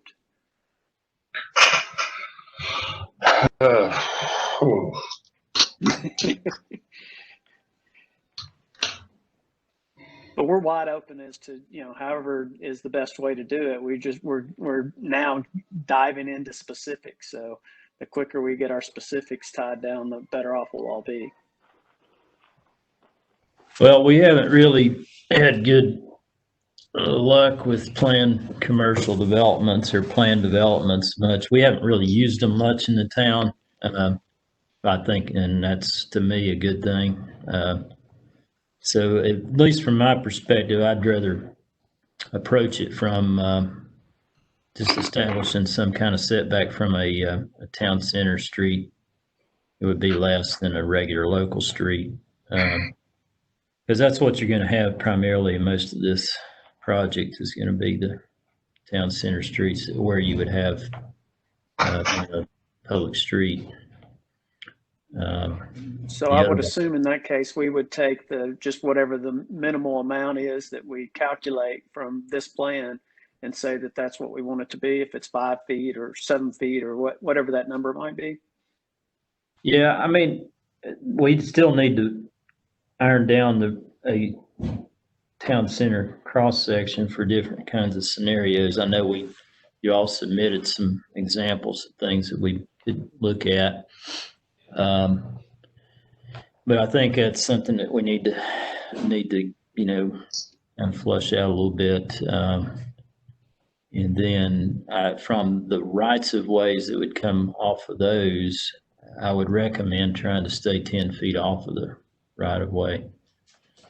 Okay. That gives utilities some extra space in there to get, you know, their infrastructure in outside of the right of way if they have to.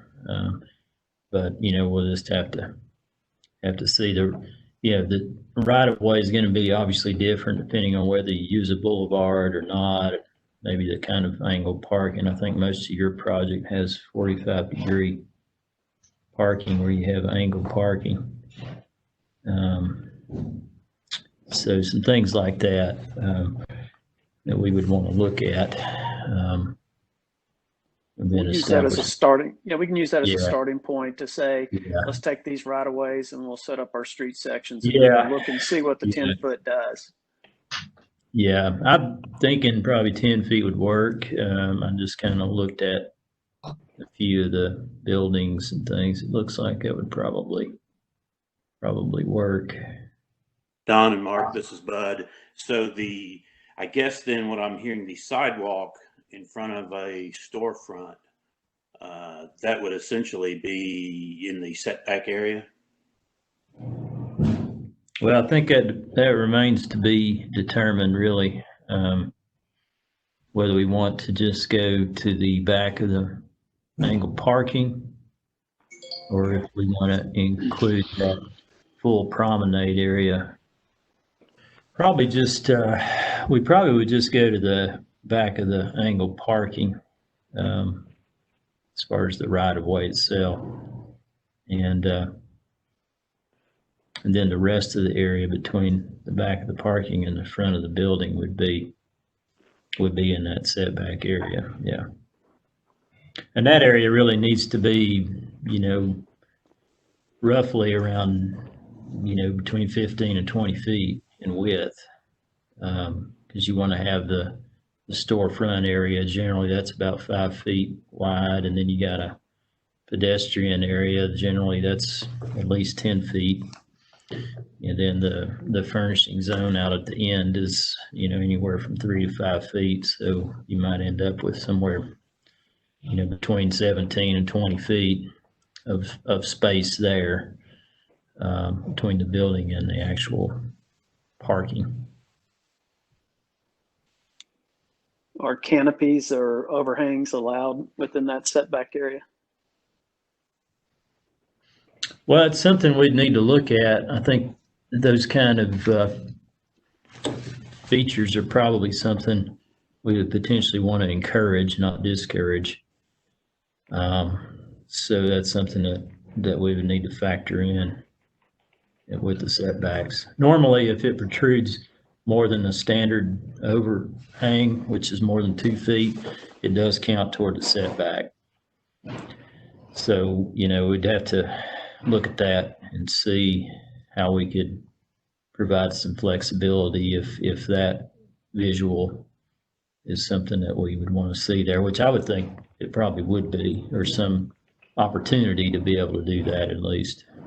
Absolutely. I think you can see that in the images that we've submitted previously that we're anticipating there to be a decent amount of activity. It's a wide sidewalk, so we've got plenty of room. And I think we could come up with something that will work, because you can't, you know, you're not going to have a large overhang off of these little shops buildings, but it would be good to have that flexibility.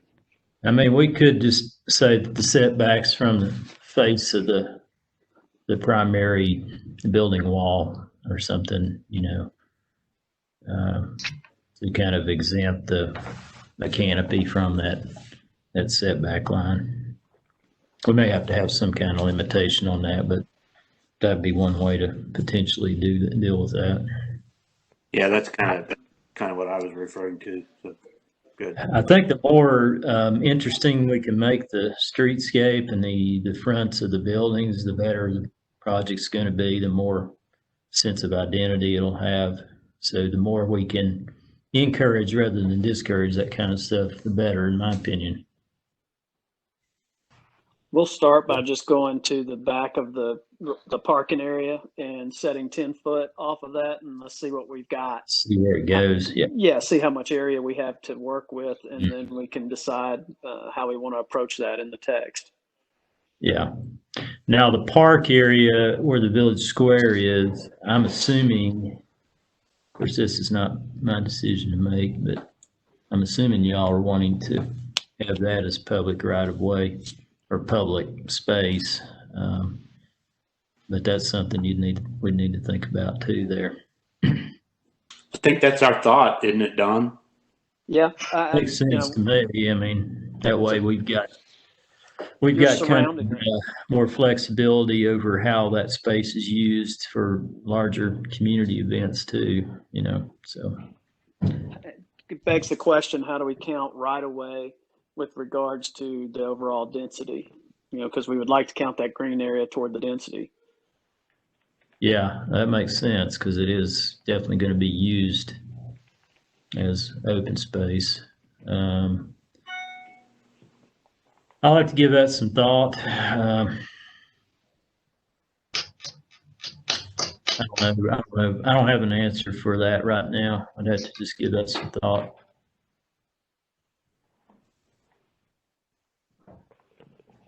Okay, well, we'll start with just submitting our list of items to you, and maybe we can just have a couple of meetings between now and the Planning Commission to kind of hash out what we're thinking. Yeah, I mean, philosophically, I think that village square should be allowed to count toward open space because it's really the epitome of open space.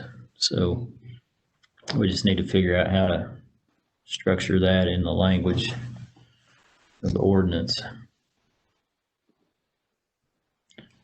Is there any other feedback you all are looking for at this point?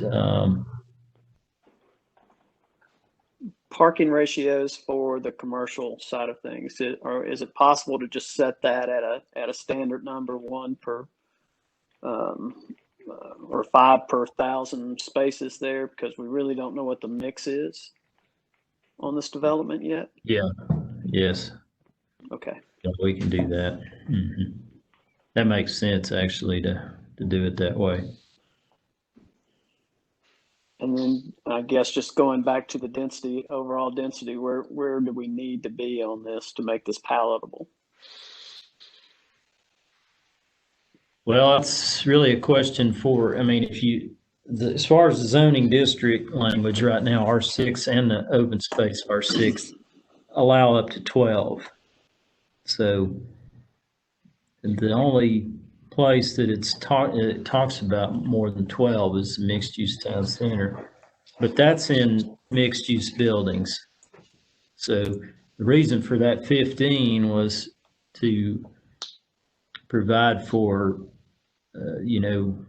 enough residential density, acknowledging that the ground floor was going to be non-residential. So you probably need to, unless the planning mission and board want to go higher, you probably need to try to not exceed 12. Mark, can I ask you, I mean, if we're going to do a text amendment for R6, even if we do it for OSMFR as a overlay, the density isn't discussed in the OSMFR overlay, is it? It's the density is discussed in R6, the base, the R6, correct? I'd have to look at that. I don't remember offhand. The big challenge with the OSMFR is going to be the 50% open space. I understand. Even with this project, it'd be a challenge. Well, I guess the question I'm getting to is, if we treat R6 like we've treated commercial, where we've added in text that is specifically targeted to the town center district, which is kind of where what we're moving towards is creating a district, then these issues can be overcome by simply designating this as being part of the town center district, correct? That'd be one way to, yeah, that'd be one way to do it. The density is discussed in the OSMFR. It says 12 units per acre. Okay, So yeah, it is okay. specified there. What, I think that's a solvable problem, since we've already designated, certainly in our town center district, we talk about that in our land use plan, that we were willing to go up to 15 units per acre in the heart of our town. I don't see that that's a big sticking point to, certainly to R6, the standard zone R6.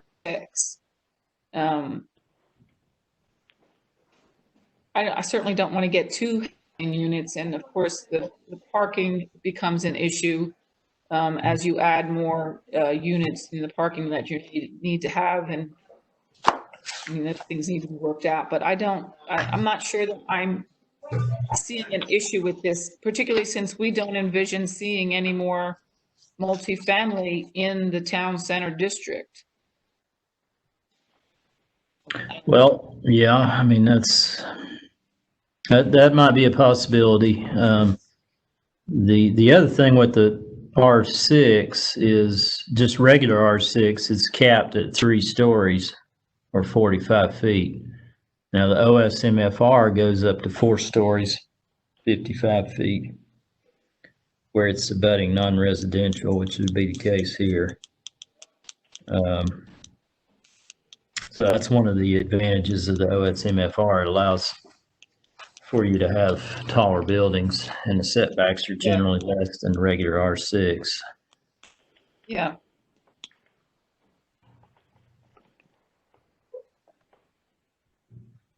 Mayor Williams, you got anything to add to this? Or Ron Pinchuk, you got anything to add to this?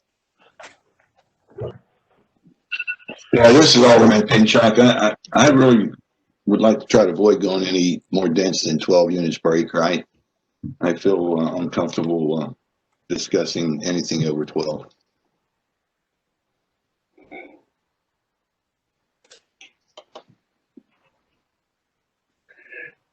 Mayor Williams, I don't have a problem with 15 here, okay, because here it fits. I would have a problem 15 on any other section, but that's just my opinion. But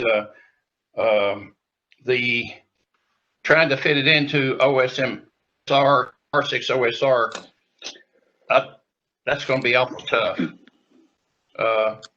But if R6 is only 3 stories, then we're kind of in a bad spot there, because this is a 4-story. These are all 4-story buildings, so we've got to work around that with 4-story buildings. As far as the setbacks, I think we can work that out pretty easily. You know, you look at other similar built areas, and you're usually seeing about 15 to 18 feet from what I'm able to scale on others. But anyway, we do need the flexibility on this one with the units. I mean, if you say R6 and straight R6, then you've only got 3 stories. If you go to the OSR, then you've got 4 stories. But I don't know about we can work the 50% open space in, even with the Great Lawn there. I don't know if that might require a little bit of study, but I think Mr. Anderson may be on the phone here, and he might can comment on that. But I don't, as far as what currently says the town center, as far as it has to be above retail, and we're not doing that here. I mean, there's not really any developer that wants to do that in our town. So I think we need to probably get over that somewhere or another and move on with what we can do with this. And then if for some reason or another something happens many years down the road where that becomes in vogue, which I don't think it will, but even if it did, then I think that would be the time to look at it with a clean sheet of paper like we're doing this.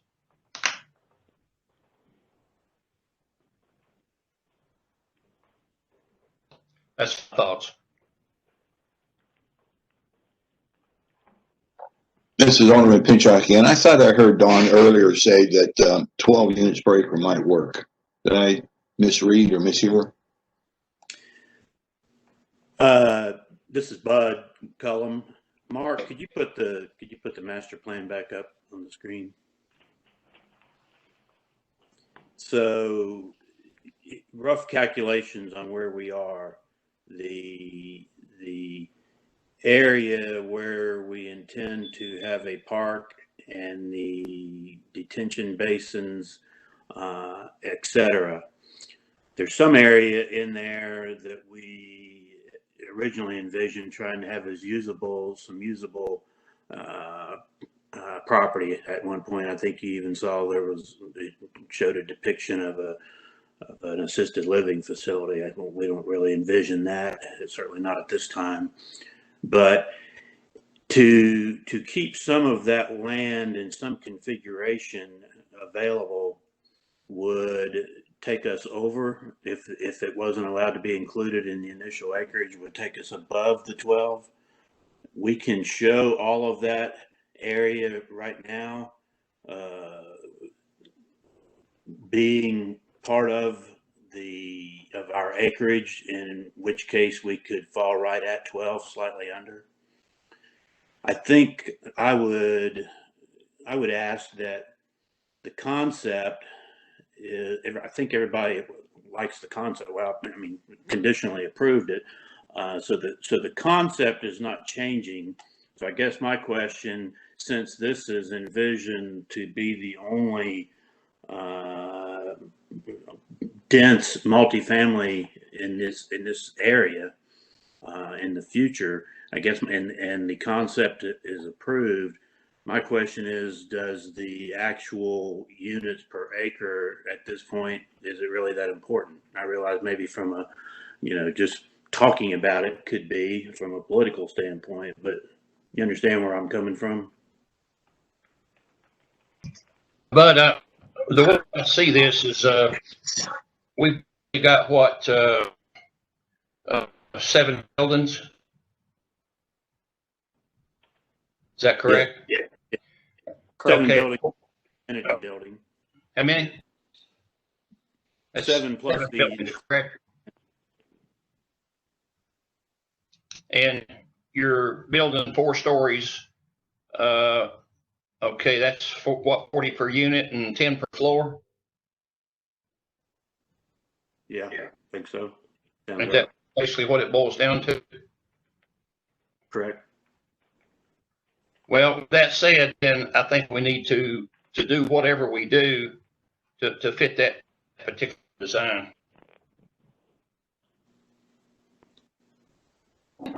I'm gonna say this. If you go into our zoning ordinance and you go to general commercial, and you go down to F, I think we're gonna have to change our language there. It says mixed use town center, general description and purpose. And it talks about our land use plan, and it talks about the intentions for the mixed use town center, which we could now call town center district. We have all the flexibility in the world to define what we'd like to have for an apartment complex, just translate this entire philosophy to the R6 and designate it the town center district. This is what we want, envision for a multifamily residential in the town center district. I don't understand how we don't have a lot of flexibility to do what we'd like to do, designate it for the town center district only, understanding that in our vision, this is the only multifamily we're going to see. So we have the flexibility to write what we need to write there. I feel like, am I missing something? I don't know why this is so complicated.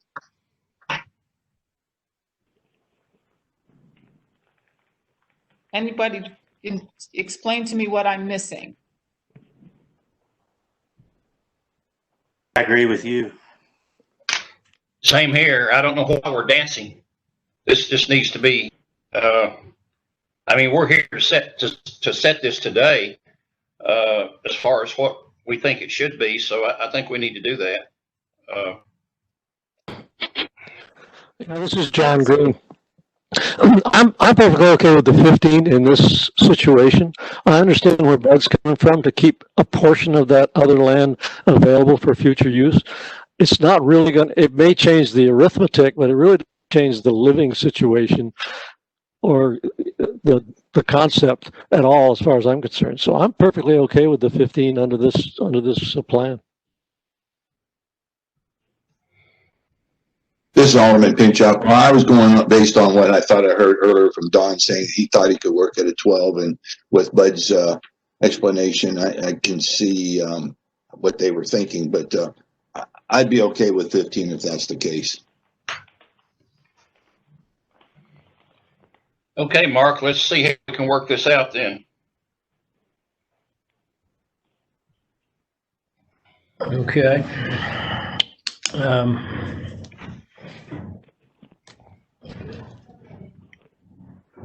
Yeah, I need to, give that some thought as to. A part of that comes into when we're writing for the R6 and the town center district. The goal was always to have a little bit more of an urban feel. So to me, you're going to see 4-story buildings in the urban feel. They've established somewhat of that urban feel. Our hope is on the other side, as that develops, you're going to have the grids. To me, we want to make sure that if we have single family lots, single family houses in the medium density type, that it's more of an urban feel where you have close setbacks, the porch, you walk out of your stairs or your porch and you walk onto the sidewalk. It's going to have a more urban feel than the classic suburbs. So we're trying to, it's not just here that we're trying to establish that more. I mean, I know we're in the suburbs and we've got to be cautious about making sure that we still fit that flavor of home living and owning a home and all that, but we're going for a different feel in our town center. And this is part of that. They've done a great job of hiding most of the parking in their buildings, so that when you're driving along the main town center district roads, you're not seeing all of the parking. I think that's genius. We're trying to establish a different feel that we're going to have a lot of work to do, unfortunately, amending other zoning districts as well to make sure that we're R2. If we have any R2, we're going to want that R2 on grids. We're going to want that R2 to be more, if there is R2, to be more of an urban feel, like your I guess your, what do you call them, your first round around your urban center of a traditional city.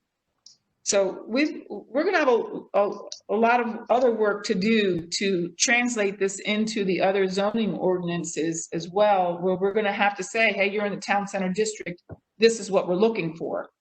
But this is what we're looking for. And the density is certainly an acceptable density by the original town center plan. We're just kind of changing it up a little bit to give us as a town more flexibility and deal with the reality of the fact that we're never going to see commercial on the main floor and residential above it. So if we just need to kind of let that one go and work with what we've got. I think we have the tools to do it. This is a unique project. I think once you get it to the planning commission, with our planning commissioners, there's going to be a lot more conversation about how best to go forward. but we do need to act on it. We do need to get some ideas moving along, because we need to move along with this. Yeah, let me just be clear on something here, just so I know what, it sounds to me like what you're talking about is redoing the town center zoning district and then have multifamily allowed in that zoning district up to 15 units per acre. Is that right? And then this property would all be rezoned to town center district? Mike, I've got a question about that. The space This is not property being, is zoned commercial right now. Mark, I've Yeah.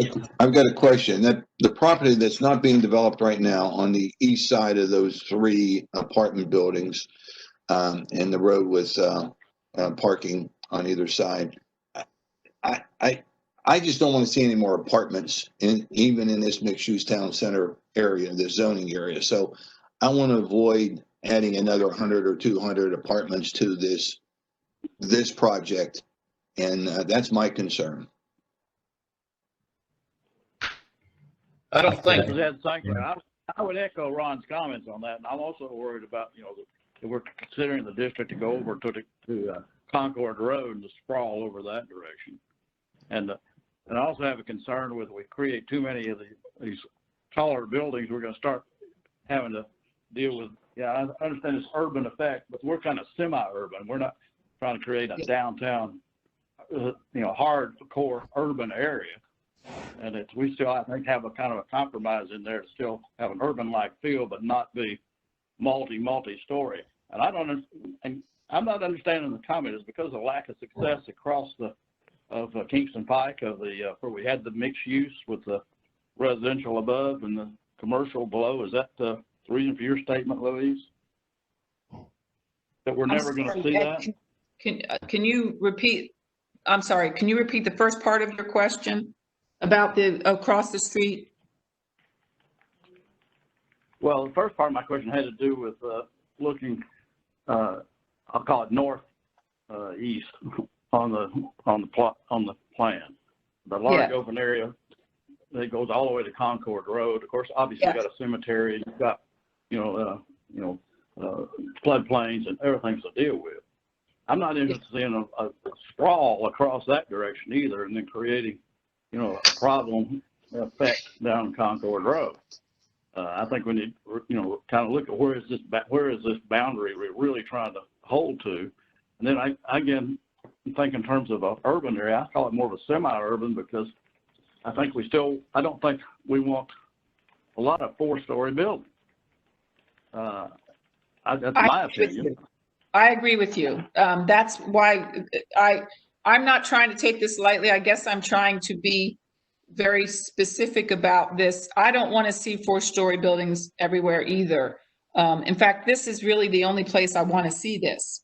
I agree with you. I want us, what we have with this open space, I don't want to see this intruded upon. What is shown here is important. And I agree with you, across the way, that's zoned office. A lot of that's in flood zone.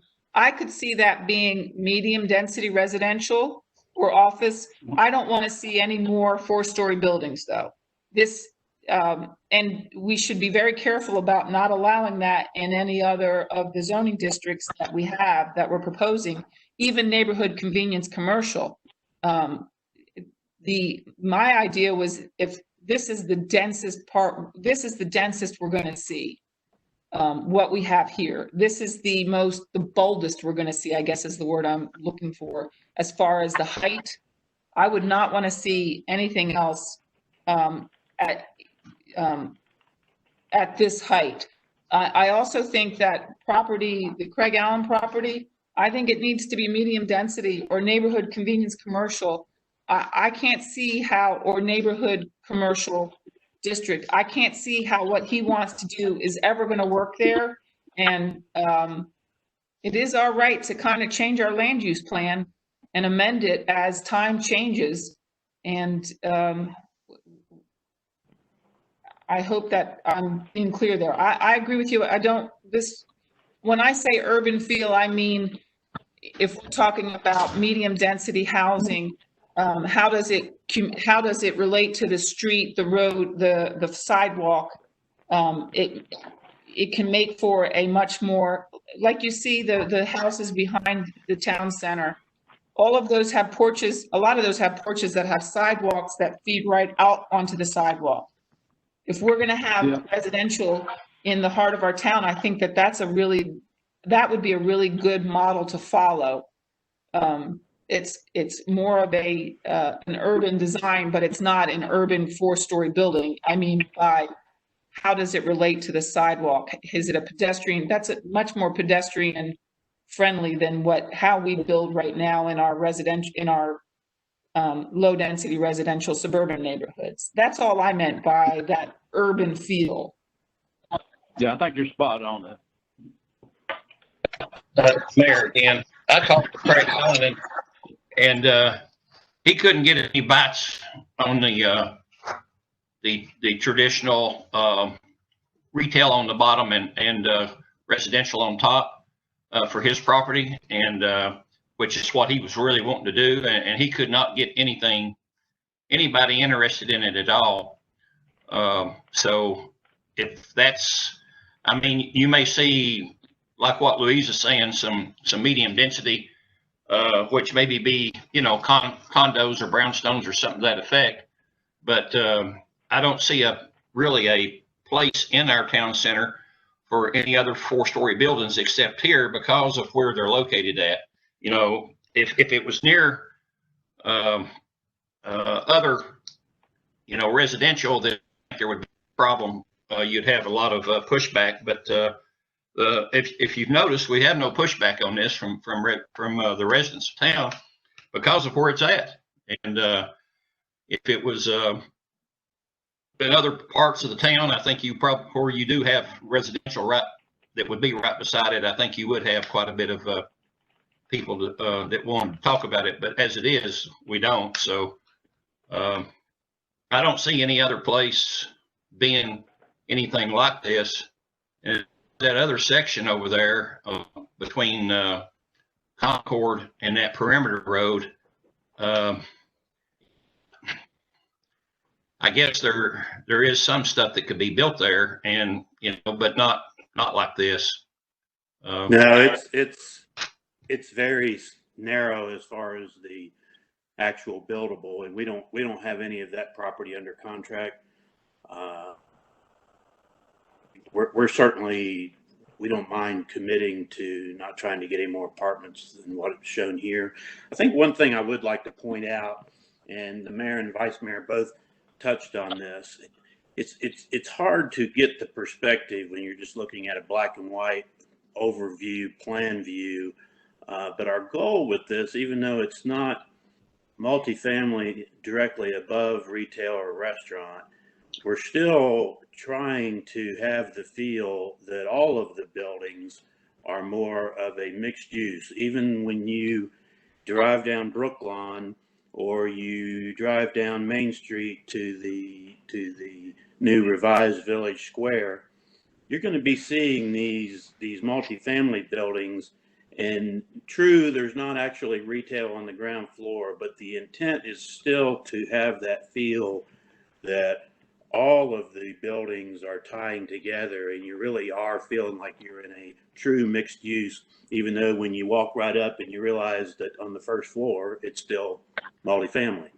But the way the parking is brought up close to it on the angled parking on Brookline, and the same with the way it would on the park. And then certainly as you're driving in Main Street to the revised Village Square and kind of seeing the more of the mass of the 4-story, I still think that in the final analysis, it's going to create the feel that you want without necessarily having to go to what we call the true mixed use building with the retail on the bottom and multifamily above it. That's the goal. I think we're going to achieve it. This is Alderman Pinchot again. I just want to make it clear with Mark that as we're looking at the rezoning, that we're very careful with the the boundaries of this area to, again, make sure that no other apartments can be built in this area between Concord Road, Kingston Pike, and South Campbell Station. So as long as we make that clear in the zoning, I'm fine with the 15 units. But that was my point. No more apartments even in this area. Hey, Mark, this is Buddy. Yeah. Mm-hmm. Or I guess it's not just for Mark. Is it possible just to do away with the entire mixed-use town center overlay except for this property? Just define it that this is it? Does that solve the problem?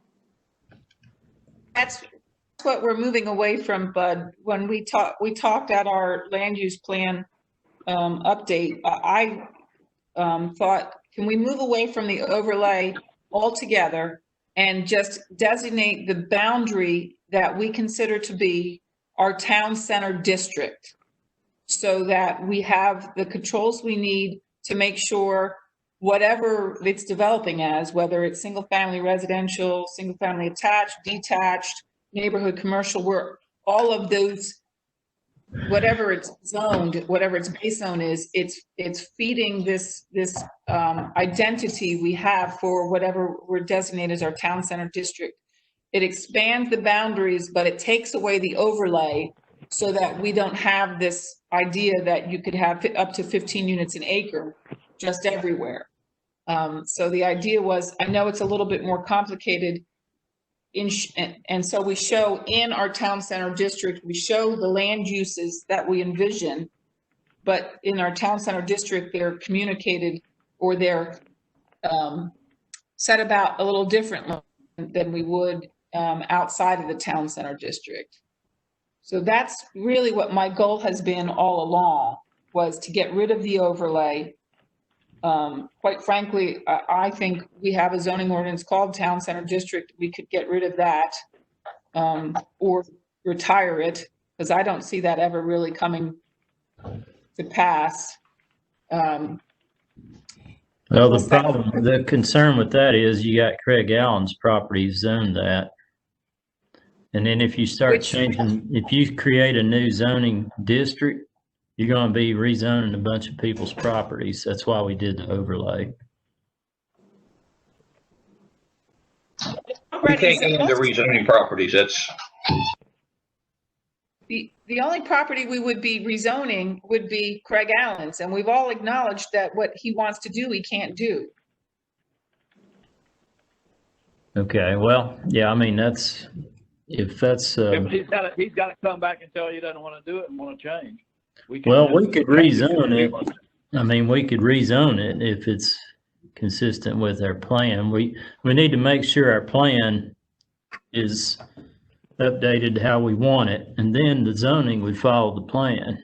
That's the way you need to do it, because you can't, if you're creating a new zoning district or you're changing the future land use map, I mean, that's, you know, that's something that you need to deal with the future land use and the land use plan first, and then the zoning would follow that. So if you're talking about getting rid of the town center district and revisiting I guess the future land use map in the town center area, you know, we need to revisit the future land use map and the plan in that regard first.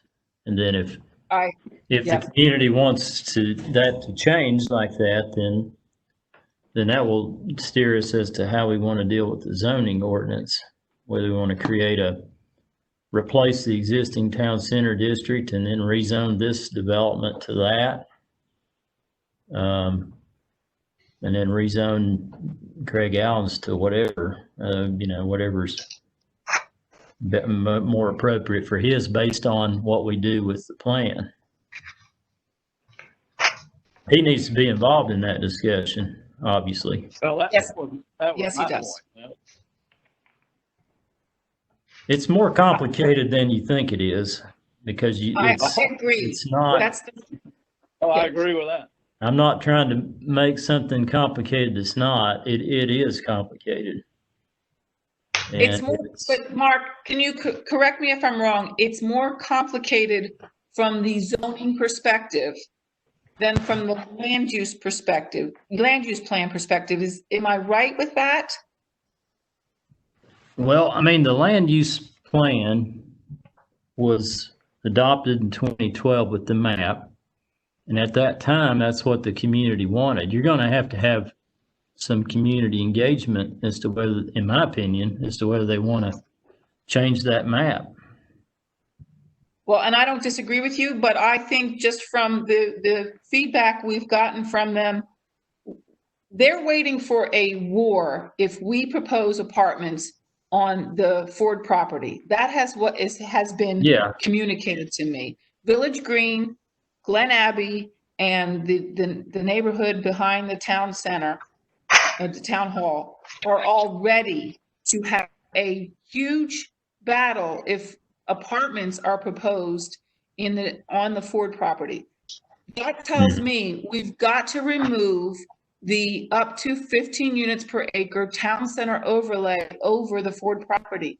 They don't want it, and I don't need to have a meeting where everybody comes out with their pitchforks for me to know that that's what the community has been very vocal about. They do not want that there, and I think going in a place where we designate the town center district boundary and then demonstrate to the residents, this is what we envision this being used for. And they see that the bulk of the Ford property is intended to be residential, single family, detached, or attached. You're going to have a lot of support. That's what I'm trying to. Yeah, I agree. That's what I'm trying to do with this is, if we're going to have apartments, this is the only place, and all the Mayor Williams and Alderman Pinchuk have agreed with me. This is all we want to see, because that's all the residents want to see. So how do we best have control over the town center? Make sure that we're building something that is good for the long-term relevance of our community, that's attractive, that fits within the vision that the residents want. Because they do not want all of that purple. Leaves us open to 15 units per acre in a lot of places, and that's not what they want. Yeah. So that's what I'm trying to address I've talked here. to people back there too. You're exactly right. I mean, that is a big concern. Sounds to me like what we need to do at this point is to have the steering committee just do a session on mapping out the town center area, and then that would need to be reflected on an amended future land use map and associated text with what the town center means and what it needs to include, which we talked about last week with the current language in the mixed use town center. We felt like by and large most of that language reflected what we wanted to see in a town center. I mean, there were some exceptions dealing with the residential, but most of the other components were spot on as far as what we felt like a town center should have, the key components that it should have. So that's probably what we need to do. We need to get the future land use map and the associated text the way we want it or whatever, and then the zoning would follow that. Yes, and Mayor Williams, I know that's the big sticking point for us is going to be the Craig Allen property as far as what those uses are. I recognize that that's an issue, but I honestly do not see how he's ever going to accomplish TCD. And so I guess that's why I've kind of dismissed that idea. I don't see it ever coming to pass. But yes, the formality of dealing with that is something that we are going to have to figure our way around. Well, I agree. I look at the PCD right now, and it really, when you look at that, and then you look at the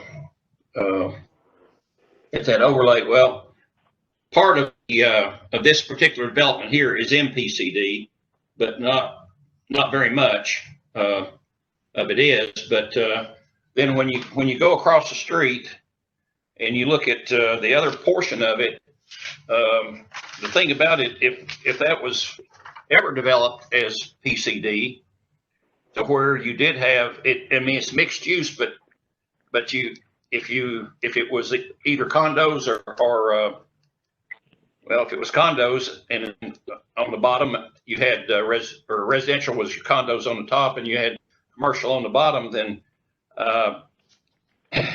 you might sell that. But I mean, when I talked with Craig, that was something that he talked about maybe, but he said he couldn't get no bites at all on anything else and really didn't have any bites on that.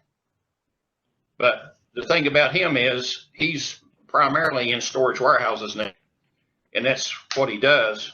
And I think Ron and David, myself, happened to catch him at, we were at one of the meetings in Nashville. But anyway, I think he told us then that he wasn't going to spend 3 years of his life putting in a mixed use development there. Yeah, this is Ron. I talked to Craig a couple weeks ago, and basically he was saying with these apartments going in here, his concept is pretty much out the window. So he's got to rethink it. So I think we do need to have conversations with him personally and see what he's thinking now. I don't think that'll change the mixed use land use that we need to do. I mean, we need to go ahead and get on that, like what Mark said, because to move this along, we're going to have to get with it. Yes, and we need to. I agree with you, and I appreciate that, Alderman Pinchot, that you've had a conversation with him, and maybe having this conversation of, well, this is what we're envisioning. These are the possible uses that we kind of see. What do you think? Because neighborhood convenience commercial or medium density residential. Both of those work very well to me in that area. I think a medium density residential development there would be wonderful with the natural area that's there. It really could be a very pretty area, and it's convenience to what's going on in town center and to what's going on in the Kingston Pike, Campbell Station Road intersection. That's a pretty prime place to want to live. So I think we have an opportunity there to bring him in and see what he's thinking.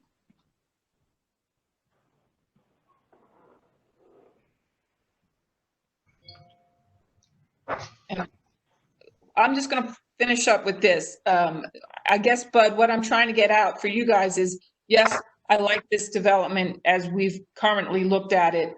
I think we hate to say that we're doing this, but we're basically doing a PCD.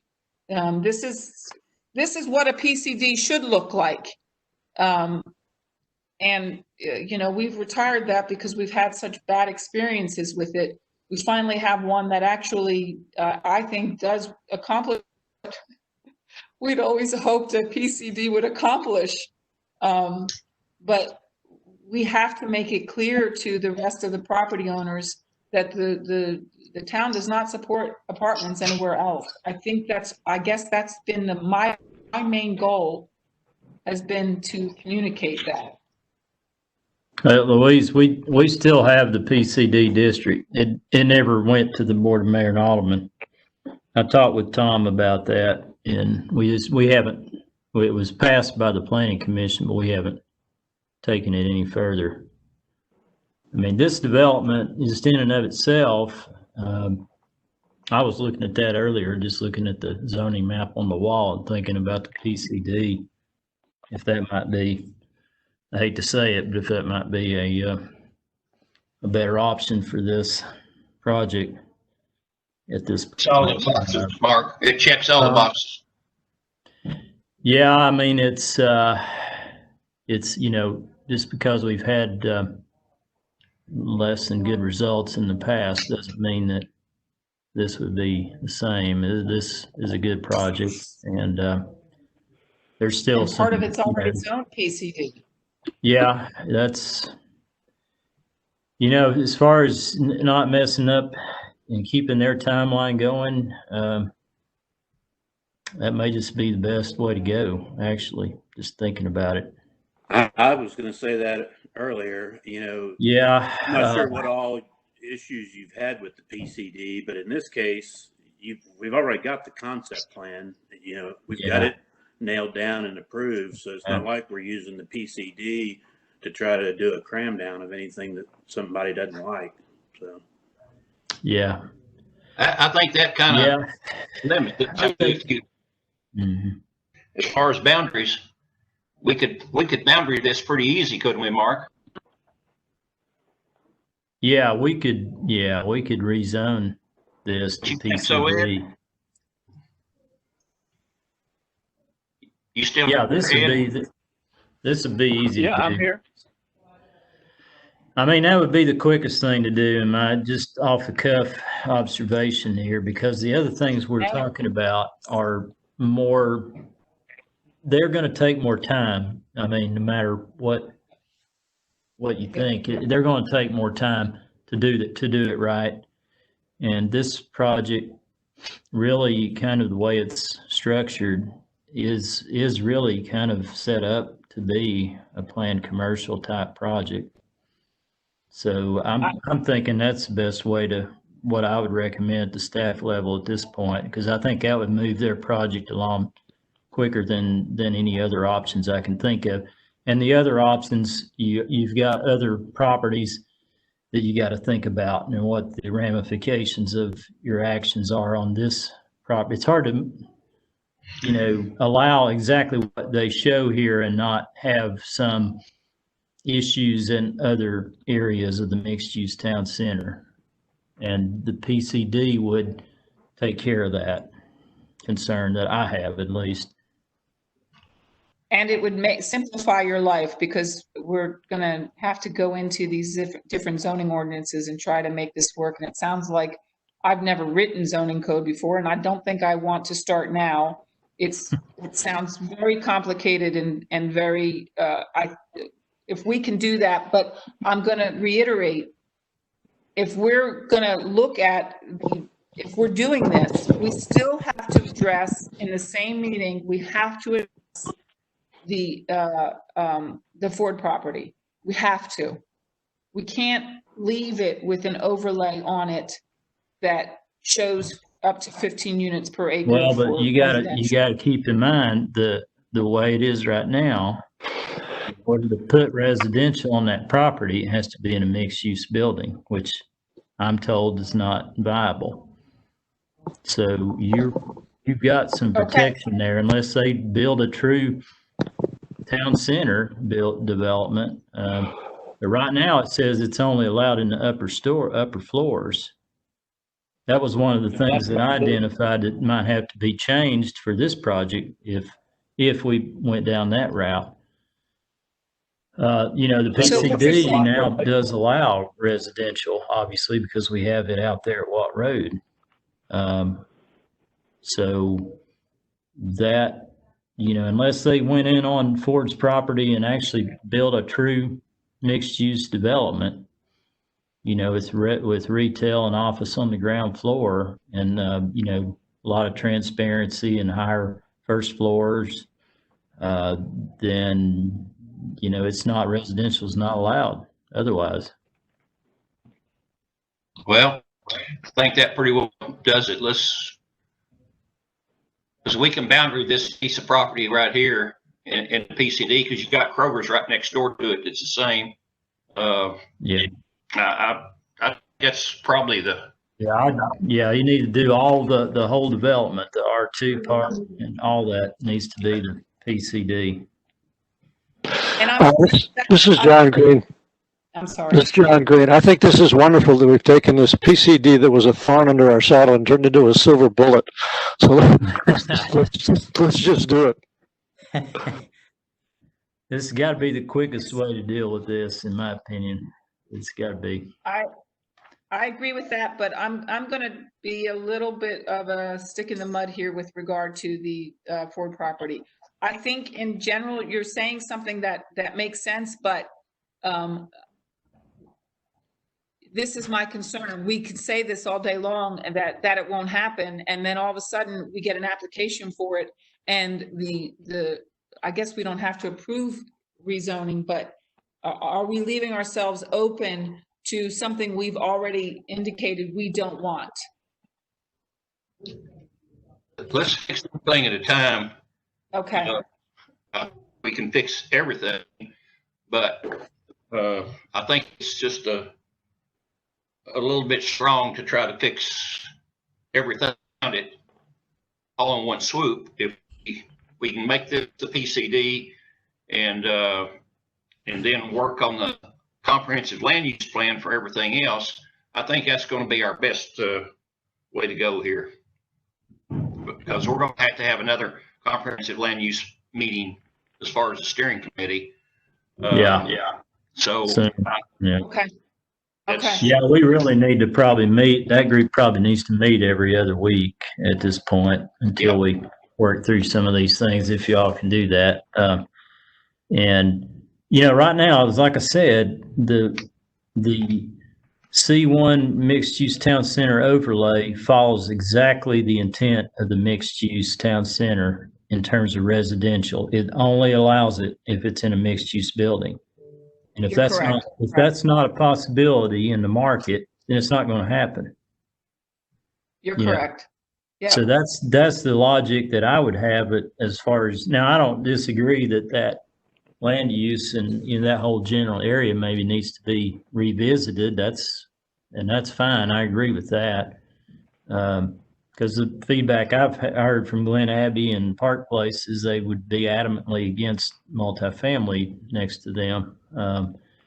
But I think there is some protection there, unless somebody came in and actually was going to do a real mixed-use development. I've not heard anything along that line at all. And you look at it, the only part that's commercial is the very front part, equal with Kohl's. So it doesn't extend back. But I understand what you're saying, Mark. I think we move along with this as PCD and keep in mind that we do need to address the rest of our town center. And goodness gracious, I hope we're allowed to we can start doing something with in person at some point where we can get feedback from residents.